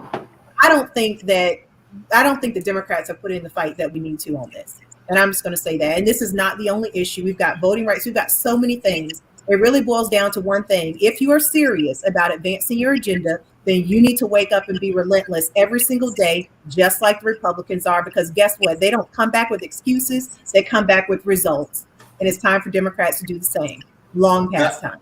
Gotta laugh here, Michael. This decision is inconsistent with what Justices Gorsuch and Kavanaugh said in their testimony and their meetings with me, where they both were insistent on the importance of supporting long-standing precedents that the country has relied upon. That's Senator Susan Collins of Maine. Michael, the shorter version, Gorsuch and Kavanaugh lied to my face, and I was dumb enough to believe them. But not Amy? And we told her, we said when she voted for them, that they were lying then. Once again, this goes back to Trump in 2016 when he ran. He said he would only nominate Supreme Court justices who would vote to overturn Roe versus Wade. She's a damn fool. And when she's up for re-election, she needs to be voted out of office. No, but here's the problem, Michael. Michael, here's the problem. Yeah. You had a weak-ass Democrat who couldn't beat her in 2020. She won. Doc, I understand. I understand that. No, my point. She won a 6-year term. So I know. And so more than so. No, the only point I'm making is if we also go back to 2020, you had some weak ass people. Okay, let's just break it down. Okay, the weak Democrat who raised a lot of money lost to her. She lost.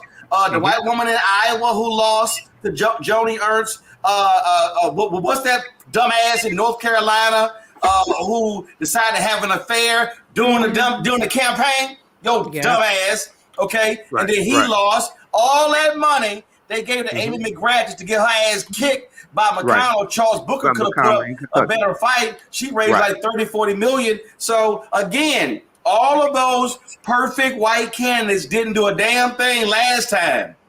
Well, Roland, I'm not talking about I'm not talking about voting for perfect white candidates. I'm talking about run better candidates. But we have to understand in those states that you, and also the other thing is you have to, you got to galvanize the African American vote, but you're gonna need more than that to take out a Susan Collins, because you're dealing with a statewide race. So what I'm saying is that when you have people like this, like a Susan Collins, who's stupid, like a Joe Manchin's up for re-election 2024.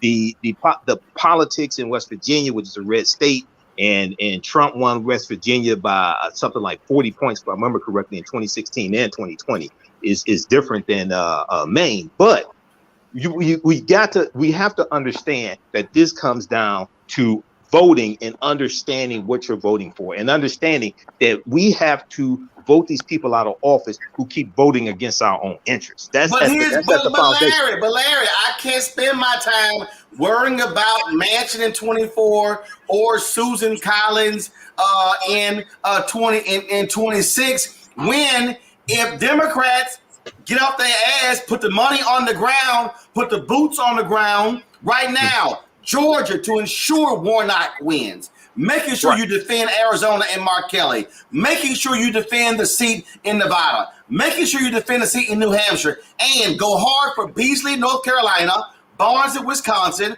Fetterman in Pennsylvania, Demings in Florida. You got Booker in Kentucky. You got, of course, you can have Gary Chambers down in Louisiana. Like, literally, if you go register 100,000 black people in Louisiana, you could actually beat that fake corn pond Senator John Kennedy. And so you can look up, Larry, and Democrats could very well have 56-44, 57-43 majority in the Senate. But this slow walk that I'm seeing by the DSCC, and again, they're just playing this nice, wonderful, comfortable game. I'm seeing Democratic candidates, Val Demings' first ad coming out the doors, how she, law enforcement. You got Stacey Abrams, one of her talking about giving cops raises. Look, I get it. I get you got to appeal to a wide variety of people, but I'm just saying that ain't gonna get you turnout to win. Listen, Roland, it's time for transformational leadership, and you have to think differently. We've been talking about Roe v. Wade and how many decades it took. It could take us decades to dig ourselves out of this situation. And you're right. Democrats for too often, first of all, have taken black folks for granted. They can't slow walk this anymore. This is not a dream. This is a nightmare for millions of Americans. So they need to put the money in communities, particularly black communities, right now. And like you said, we talk about Georgia, Warnock, and Herschel Walker, my home state of Commonwealth of Pennsylvania, in terms of getting people out to vote, black folks out to vote in Pennsylvania, Philadelphia, in the metropolitan area. But the DNC's got to put the money where we need it. And like I said, black folks are going to be worried about not only in terms of Roe v. Wade, but also in terms of issues relating to student debt, right? So there are a lot of issues in terms of the Democratic Party has to get it together, make sure their messaging is together, and when they go speak to members of the black community, give them reason to come out and vote in November. Because if they don't roll it, we're going to find ourselves in a much more dire situation than we are now. And I know for a lot of Americans, it seems bleak, right? But it can get a lot worse. And we won't be talking about 2022. It'll be more like 1822. Sure. If we don't get it together, galvanize the vote, and get folks out, and make sure people their voting rights are not being infringed on. Hey, Shireen, again, here's what I'm looking at. You might have anywhere from 300 to 400,000 black people in Louisiana next week for Essence Festival. We'll be there on Monday. I'm just saying, if you the Dems, your ass should say to your candidates, we rolling them through there. And again, you ain't got to get invited. Put on your own event. If you Tim Ryan, you should be all over the Cincinnati Music Festival that's happening in 3 weeks. I've already asked him, you doing something there? What up? See, again, I don't know what these folks are doing, but you are in a fight. Biden kept saying 2020, this is a battle for the soul of America. No, player, these folks want to rule us for 50, 100 years. And if you allow them to lock in power, you can't get out of that. And I'm telling you, I'm just sitting here going, man, what y'all gonna do?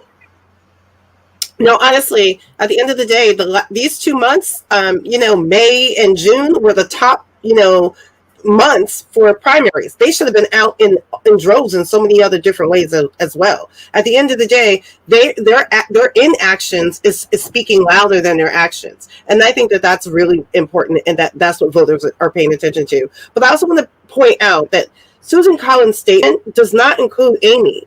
So did Amy lie to her, and she knew?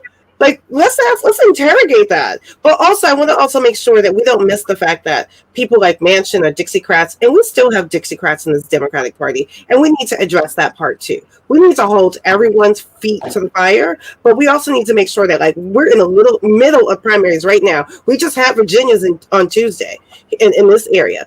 I'm not seeing Democrats making any of these statements any louder than any other time before. It's like business as usual, while the most horrific things are happening from SCOTUS. Representative Shannon, again, okay, so you're elected official. Are you seeing the sense of urgency? I'm not. I'm telling you right now, and let me be clear. I can roll through the number of candidates we've had difficulties trying to get on the show. I can tell you for a fact at the DSCCC won't even respond to my advertising people. They've emailed twice. I've emailed. No response. So I'm telling you right now, as somebody who hit the ground for Ossoff and Warnock, I damn near moved to Georgia for 5 weeks during the runoff. I do not see a sense of urgency from the Democratic Party. So to your point about invitations that have been sent out that aren't returned, we still have the problem that within Democratic leadership, there's still a lot of being allergic to Black. Black voters are the majority of this party. So the party should be supporting Black candidates because Black candidates will talk about Black issues a lot of the times. And so, we still have the problem that Democrats are more worried about what Republicans will think of them. Are they being respectable in the way that they fight? Can I tell you, when I refused to leave the well, the only people who were mad at me after that were Democrats. I got nothing but complaints from colleagues saying you broke the rules. Meanwhile, Republicans were coming up to me saying, I don't agree with your views, but I wish we had a fight on our side. Oh my God, Representative Shannon, you broke the rules. They were trying to break democracy. They are still mad that I broke the rules. That's the biggest thing you saw. Some bullshit rules. Right. Women's bodily autonomy. And you're upset that I realized that these people were radical and I put my body on the line. That's what you're upset about.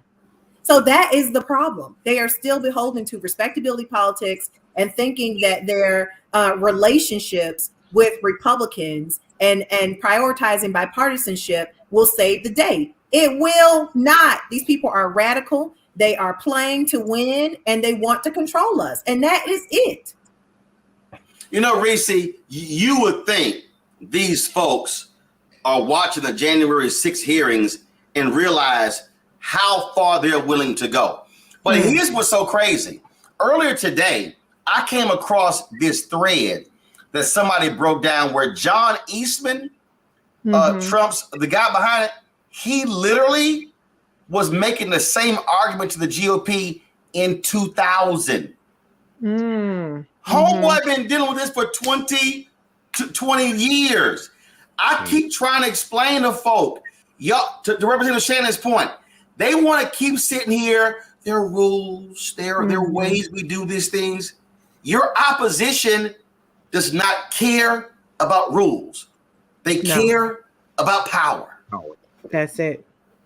Period. Fuck the rules. Fuck the rules. When you're in power, you get to make the rules. That's what the Supreme Court is saying, right? We got the power. We got the votes, the rules, or whatever the fuck we say the rules are. We don't give a damn about precedent. We don't give a damn about what we lied and told y'all. Oh, we're going to respect precedent. Oh, the Supreme Court, it's important. They said, oh, kiss my ass. Now we got the power. You can't do shit, bitches. That's why we're going to sit up here and we're going to rip it all up. So what the Democrats should do, and again, let me start by saying Republicans ain't shit. We understand that. But as far as the Democrats, you got the power. What you gonna do with it? Chuck Schumer. I don't know how Chuck Schumer gets a free pass. To me, he's the weakest majority leader I can recall seeing. Okay, at least Harry Reid said, you know what, we're gonna get rid of the damn filibuster. No. Harry Reid was gangster. No, yeah, Harry Reid was gangster. He said, okay, how about this? We're going to change the rules on your ass. And that's what Chuck Schumer's going to need to be doing. Y'all got some files on somebody. If y'all can send a damn FBI agent down and fuck with Andrew Gillum, the Tallahassee mayor, and have a conversation with him about a damn play in Hamilton, or be on these little yachts, you can't tell me these white men ain't not sitting up here congregating, plotting on some shit, doing some foul stuff. Pull out the files on them. Play dirty. That's what we want to see from you. And I know I'm saying that, and I know I'm delusional even saying that, because that ain't the kind of folks that we dealing with. But damn it, if you want to save any semblance of what we have going on, somebody got to bring out the big guns. I don't know who it is. I don't know how, but somebody got to do it, because we're not seeing the needle move anywhere. We're not seeing Stacey Abrams move up in the polling in Georgia. We're not seeing anybody make any room on DeSantis. We're not seeing even Bates. Oh, he's moved up, but he's still 5 points behind Abbott and damn Texas. Okay, so as long as the needle's not moving, as long as gas prices are high as shit, as long as eggs, bacon, beef, chicken, shit, Chipotle, McDonald's is high as shit, somebody got to do something, okay, to get people out of their seats. It should be automatic. This should shake your conscience, but it ain't happening. So what you gonna do? Because I done got 18 different goddamn fundraising emails today from the Democrats. I need a plan. What's gonna happen with the damn filibuster? How many votes do we need in the Senate? What kind of lawsuits are y'all filing? The Supreme Court is not a legitimate institution that they're gonna be against damn humanity and citizenship of women in this country. So fuck them. That's what I need to hear from the Democratic Party. Now, can you chip in $5? Can you chip in $10? No, tell me what the hell you're gonna do right now, because I'm sick of it. Well, I'll be honest with you. I'm gonna go to a break here, but if I get one more damn, hey Roland, this is Nancy Pelosi, and I'm like, oh, is she accepting my invitation to come on the show? Hello. Oh no, it's another fundraising appeal. Right. I'm like, that's all I keep getting. I'm gonna go to a break. We come back. We're gonna keep talking about the what's next. And y'all, and look, I know we're gonna get blocked. So Keenan, go ahead and get ready to remove these videos after I play them. I know they're gonna block us saying we use somebody else's content. But there are 3 sound bites from my man Papa Pope on Scandal I put on social media that I personally think applies to this whole conversation we've been having. I'm gonna play those next. I can't wait to get the reaction from our panel. You're watching Roland Martin Unfiltered on the Black Star Network. Download the app. Every available platform, of course, Apple phone, Android phone, Apple TV, Android TV, Roku, Amazon Fire TV, Samsung TV, also Xbox One. Also, if y'all want to support the show, I really appreciate your support. Your dollars make it possible for us to do what we do, travel around the country. Checks and money orders go to P.O. Box 57196, Washington, D.C. 20037-0196. Cash App is $RM Unfiltered. PayPal is R Martin Unfiltered. Venmo is RM Unfiltered. Zelle is Roland at RolandSMartin.com. Roland at RolandMartinUnfiltered.com. We'll be right back.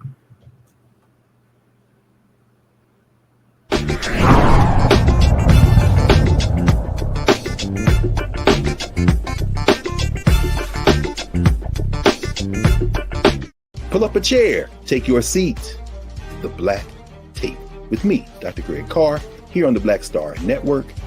Every week, we'll take a deeper dive into the world we're living in. Join the conversation only on the Black Star Network. Love our new Alexa. It's a Buick. Yeah, Alexa. Buick. Alexa. It's a Buick. It's an Alexa. It's a Buick. It's an Alexa. Coach, that's a Buick. That's an Alexa. The Buick Enclave with available Alexa built in. Verizon just gave us all a brand new iPhone 13. We've been customers for years. We got iPhone 13s too. Switched 2 minutes ago, literally right before this. iPhone 13 on us on any unlimited plan for every customer, with plans starting at just $35. All on the network more people rely on.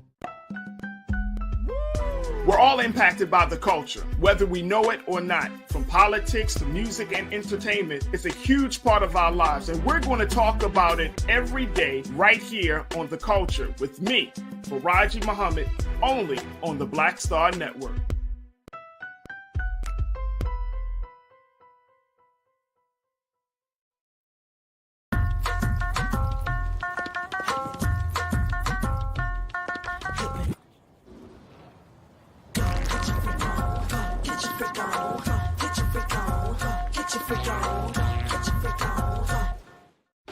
My name is Charlie Wilson. Hi, I'm Sally Richardson Whitfield. And I'm Dante Whitfield. Hey everybody, this is your man Fred Hammond, and you're watching Roland Martin, my man, Unfiltered.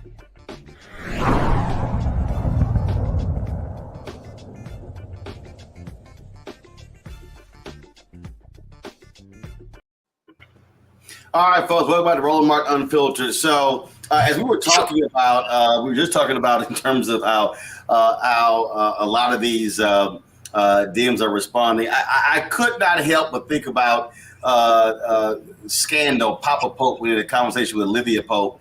And I do think this probably accurately describes how Democrats are responding to the thuggish gangster nature of the Republican counterparts. Watch this.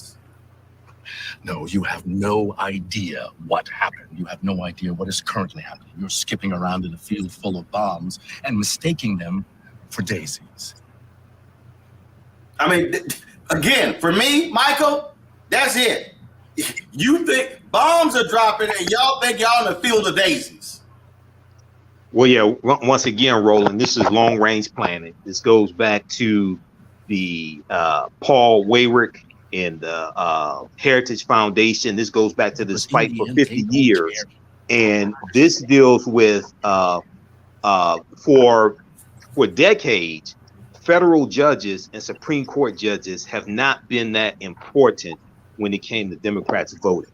They would vote for president, but for Republicans, they had a better understanding of why you needed the Supreme Court, control of the Supreme Court, and why you needed the federal bench. Okay, and we saw that really culminate in 2016, but even before then, when you go to the 2014 midterm elections and Republicans taking back control of the Senate, Mitch McConnell, Senate Majority Leader, this set up the ability to be able to block 103 federal bench nominations by President Obama. Okay, and then they blocked Merrick Garland as well. So, you know, we have to, one of the first things that we need to do is really read the U.S. Constitution and also understand the importance of the three branches of the federal government, not just the one, the executive branch, the three branches of the federal government, because the judicial branch, the courts, they interpret law from the legislative branch. So they can strike down the law from the legislative branch. So we have to really play this at the grandmaster chess level and understand the importance of the three branches. So, you know, this needs to be a wake-up call for us. And lastly, Roland, for African Americans, we have to have an internal political infrastructure that politically educates our people and galvanizes our people, regardless of what a political party does. We have to have something internal. That's why I keep saying when you return to freedom schools. Representative Shannon, Ellie Mitchell has often talked about that. Look, what President Biden should do is say, in those red states, we're going to provide reproductive services for women on federal property. And so he said, look, be aggressive with it. Again, I was thinking about this notion of power, how you use it. I was thinking about how Donald Trump didn't give a damn about rules and procedures in terms of how these folks operated with power. Papa Pope spoke to this issue too. You can either stand there like a 12-year-old and lecture me about morality, or even worse, rat us out in the name of justice, or you can take your cue from us and get yourself some power, real power. 1600 Pennsylvania Avenue power. You think you have that now, but you're standing on the sidelines screaming at the referee like a sad, drunk parent at a high school football game. Just saying. Yeah, but you know what? The other point that we need to realize is that it's not just that Republicans have understood the power of judges for so long. They do this with everything. They understand the power of having power. Because in the end, they don't care what happens to us. They are going after school board seats and treating them like congressional seats. No, you have no idea. To school board seats because they are launching this war about parents' rights. And so with them, it's just kind of like a moving target. They figure out what they want to do, and then they go after what seat, what power will allow them to do it. So, I mean, that's really just the way the Democrats have got to start thinking. And most importantly, the public has got to elect people who are about it. Stop electing these people who lead with, well, I'm going to figure out a bipartisan way to reach across the aisle. You can't hold hands with somebody who's trying to oppress you. You cannot. No, you can't. Trying to oppress you, trying to kill you. No, you can't hold hands with nobody who's trying to chop your damn arm off. Exactly. You can't hold hands with nobody like that. And that point right there, Larry, I think this last bite here, and again, I know they're gonna block us, so Keenan, you're gonna go ahead and edit these bites out. But this is for all the black people who also want to play this go along to get along game. Because in the end, they don't care what happens to us. You think because they pet you on the head and tell you that you're smart and pretty, that you matter to them? You are in the light so that they can stay in the dark. Papa Poke can teach some folks, Larry. Dropping some knowledge with these clips, Roland. So let me say something. First of all, you can't negotiate with people who don't see your humanity. That's first of all. Second of all, the Republicans are acting like political gangsters. They go up to the Democrats, tapping their pockets for change, taking the keys from the car and driving away. So the question is, what are we going to do about it? So if you want to change what's happening in this country, you got to be willing to take the power, but you got to be willing to fight it. So you got to be willing to take some karate classes and fight the bully, come back the next day and fight the bully. But you can't sit around and send, like we talked about, sending out emails asking for $2, $5, $10 or whatever. It is time to fight. And we need some, like I said earlier, some transformational leaders to start swinging, throwing some haymakers, because otherwise you might as well sit on the sideline. You know, I often use this Teamwork. example, It's just a value that I've always carried. I see that every day I my go to work. speeches. And let me say this, because I already know it's going to be some fool who's going to be like, oh my goodness, Roland Martin's calling for violence. No, I'm not. And so I'm not calling for any of that. But the sentiment that Sean Connery expresses to Kevin Costner in The Untouchables is one that I'm always talking about. When you are engaged in a battle, what are you prepared to do? You said you wanted to know how to get Capone. Do you really want to get him? You see what I'm saying? What are you prepared to do? Everything within the law. And then what are you prepared to do? If you open the ball on these people, Mr. Nash, you must be prepared to go all the way. Because they won't give up the fight until one of you is dead. I want to get Capone. I don't know how to get him. Want to get Capone? Here's how you get him. He pulls a knife, you pull a gun. He sends one of yours to the hospital, you send one of his to the morgue. That's the Chicago. Shireen, right there. That's what I'm talking about. I mean, again, I'm not saying folks get violent, do stuff along those lines. What I'm talking about is, are folks prepared? What are you prepared to do battle? What are you prepared to do to win? What are you prepared to do to organize, to mobilize, to register people to vote, to drive them to the polls? That's what it boils down to. What are you prepared to do? I ain't say tweet. I ain't say post on Instagram. I ain't say make TikTok videos. I'm talking about that hardcore work of political work, going precinct, door to door, knocking on those doors, knocking 3 and 4 and 5 times, saying, you're going to vote, you're going to vote, you're going to vote, you're going to vote, and need a ride, we're going to be back. All of those different things, that has to happen. And that has to happen not just for the presidency, right? That has to happen also specifically for the school board. When you see these parents showing up and acting irate at the school board, make sure there's someone there to counter that response. Make sure that every one of those responses has another response, not the whole let's go out and wine and dine and then debate about what's happening on the school board level. Have our children show up. Have those parents that are willing to push back show up, because that's not about the legal system. That's about people actively showing up and letting them know that we're there and we're not going anywhere, and making sure in those moments that everybody understands that from school board, state legislature, secretary of state, and everything in between is about protecting us. Remember, what Alito just did is said we can go back to antebellum, where slavery was being slavery was legal, to actually use the law of anti-abortion. Why? Because in that point we were property. We have to understand that there are people in this country that wants us to go back to being property. We need to be able to hear that and respond to that and understand that even the concept that gun laws or a gun is more important than what's inside my body. The gun ain't attached to your body, y'all. It's attached to your hand, maybe, but not your body. And the fact that we're not, and people are not understanding what's being granted autonomy and what isn't, your individual rights are being infringed upon. And they're saying it's justified because in 1825, when that first anti-abortion law existed, we were property. We weren't just property of men, we were property of women. Like, let's understand how far back these people are reaching and how much we have lost over that time and how much we still need to be fighting. We should not be getting comfortable about whatever's moving forward at this point. We need to be fighting hard. And please remember, literally, almost every one of those anti-abortion laws happened before women even had the right to vote.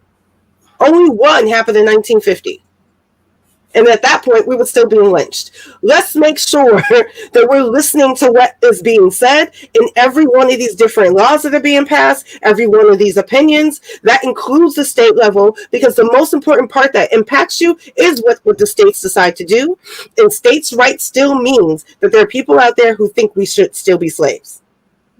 Indeed. Let me thank Shireen Mitchell, Dr. Larry J. Walker, Michael Imhotep, Reese Colbert, Representative Renita Shannon for joining me on today's show. Thank you very much. Folks, I'm going to this final break. When we come back, I will offer up my final thoughts on, yes, this historic day where the United States Supreme Court issued their decision overturning a nearly 50-year precedent and validating Roe v. Wade, and it is no longer the law of the land.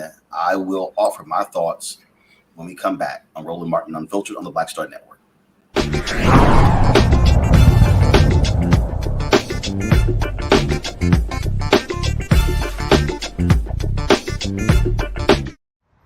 How about sushi? I just had sushi for lunch yesterday.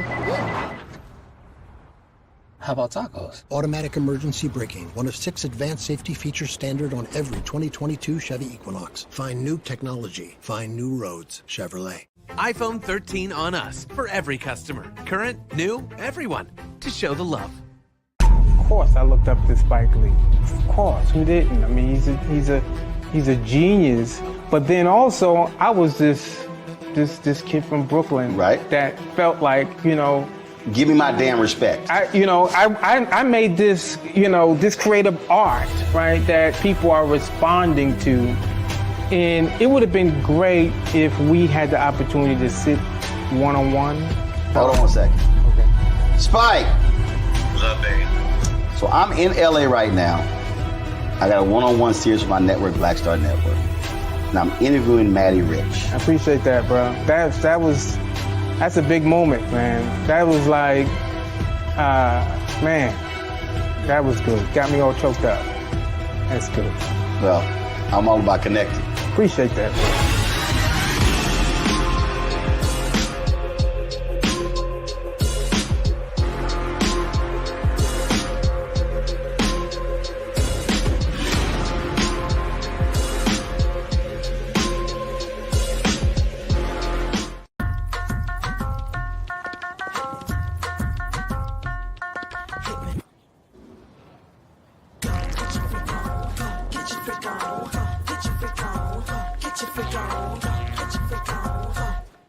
I'm Dion Cole, and you're watching Roland Martin Unfiltered.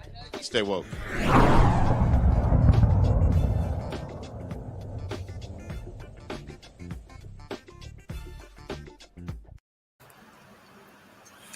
All right, folks, welcome back to Roland Martin Unfiltered. Earlier today, Eric Erickson issued this tweet here. Eric is a white evangelical conservative out of Georgia, used to be redstate.com. We, of course, were counterparts on CNN. He posted this.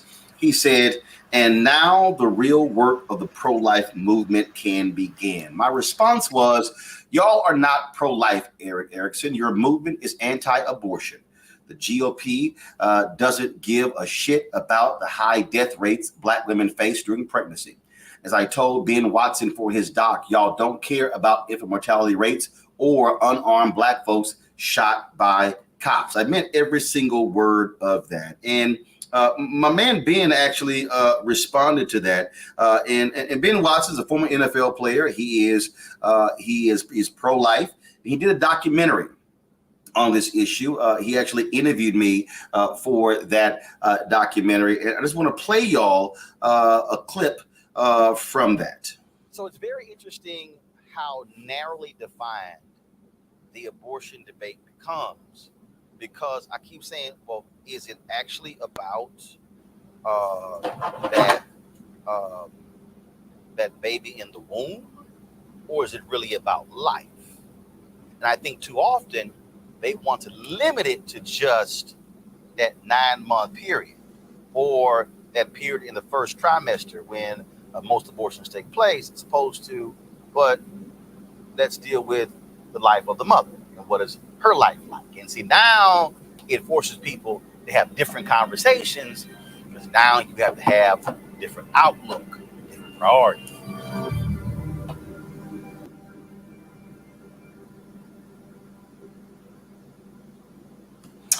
Folks, that really is the issue that we're now looking at.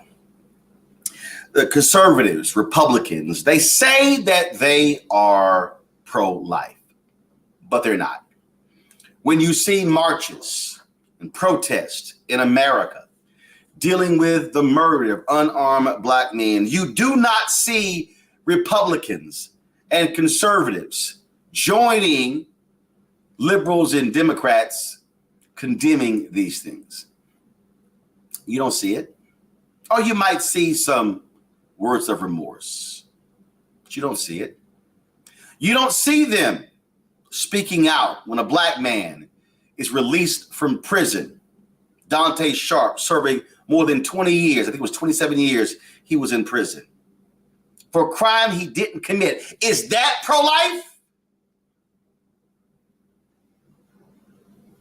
Why is it that we haven't heard these same Republicans, conservatives weighing in and giving us their thoughts and perspectives on black women having difficulty having children, looking at these birth rates, looking at the issues they're facing? But y'all are pro-life. Well, the Affordable Care Act was passed, and billions of dollars were provided to states to expand Medicaid. Republican lawmakers rejected that money. And we saw rural hospitals, the same rural areas that Mitch McConnell says they now rule. We saw those rural hospitals shut down. The first person in North Carolina to die was a white woman in rural North Carolina who had an emergency. The hospital shut down, and they had to take her to a hospital that was some 40 or 60 miles away. It was Reverend Barber who told me that it was a white man in North Carolina who came up to him at a parade. And he walked up to him, and he had a Confederate flag draped around his neck. And he had tears in his eyes, and he says, I got to thank you, Dr. Barber, for fighting for our hospitals. Is that pro-life? Had a black pastor in Omaha, Nebraska tell me that some white evangelicals came to him years ago and wanted him to stand with them against abortion. And he said, I'm willing to stand with you because I am against abortion. He said, but I need y'all to come with me to take down these crack houses and deal with people who are being ravaged by drugs. And they replied, Pastor, that's your issue. That's your issue. These same folks fight money for Head Start. These same folks voted against the free lunch program. These same people wanted to cut SNAP benefits. These same people don't want to support prenatal care. So how can you today relish this Supreme Court decision? I've often said this, and comedian George Carlin said this. He said, oh, they concerned when it's in the womb, but don't give a damn about the baby when it's in preschool. Folks, what we have to understand, and again, let me be clear, there are Black people out there who do not believe in abortion. There are Black people out there who believe about in terms of that child. And I understand that. But I don't care what somebody says. You gonna support a woman who is raped? You gonna support your wife being raped? Your niece being raped? Your sister being raped? Your mother being raped? Your cousin being raped? And the state telling them they must carry their child? That woman can't even take the day after pill? You got Republicans right now, y'all, trying to ban that pill. A woman who was raped? Are you meaning to tell me that there's a 10 or an 11 or 12-year-old child who has been raped and sexually assaulted by a relative, that child must carry that baby born out of incest?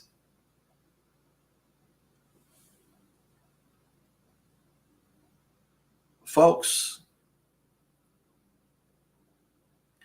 you need to understand that today's Republican Party, today's conservative movement, there is no compassion in this movement.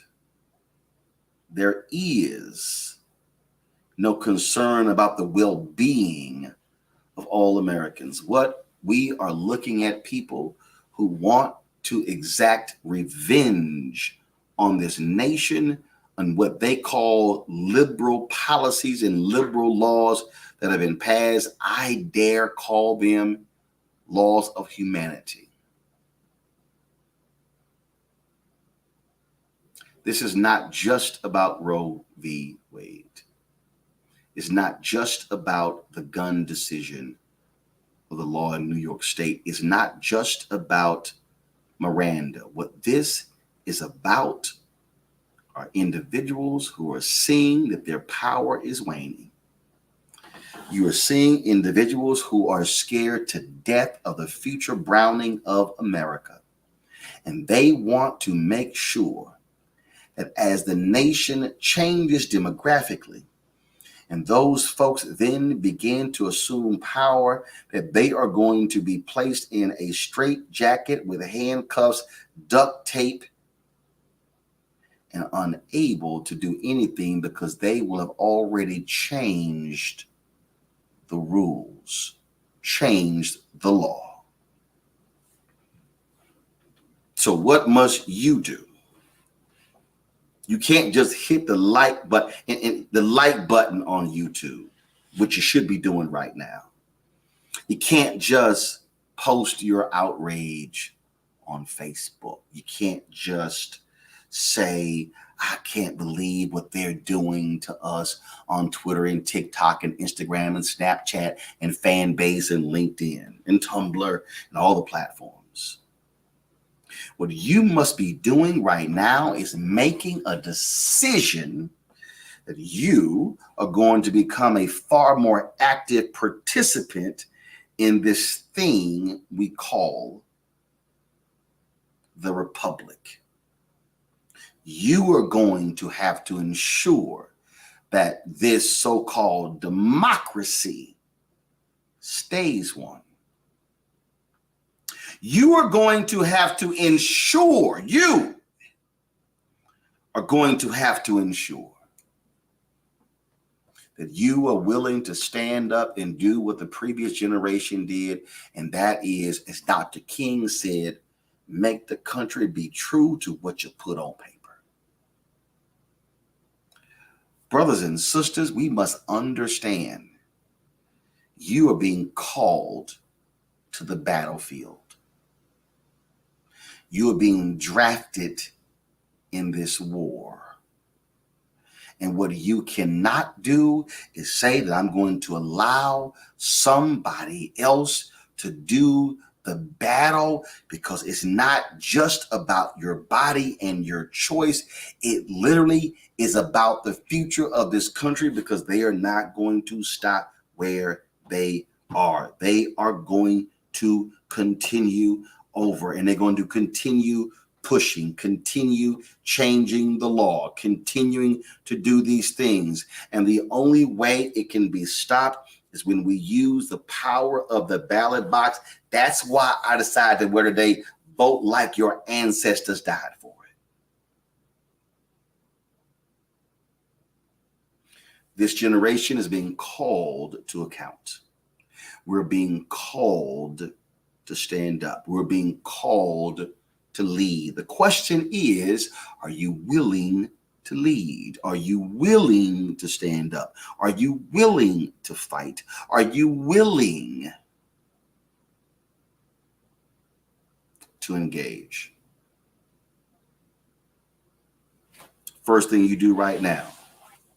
The first thing you do right now. And I see somebody sat here and said, Mr. Martin, this monologue isn't going to work, but I respect your positions. No, Robert, every day you're wrong. Oh, I know you're wrong.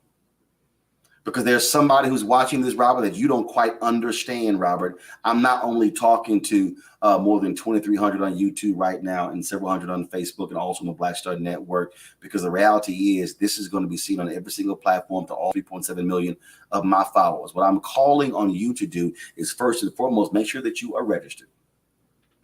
Then I want each of you to take it upon yourself to say you're going to go help 10 other people you know to get registered.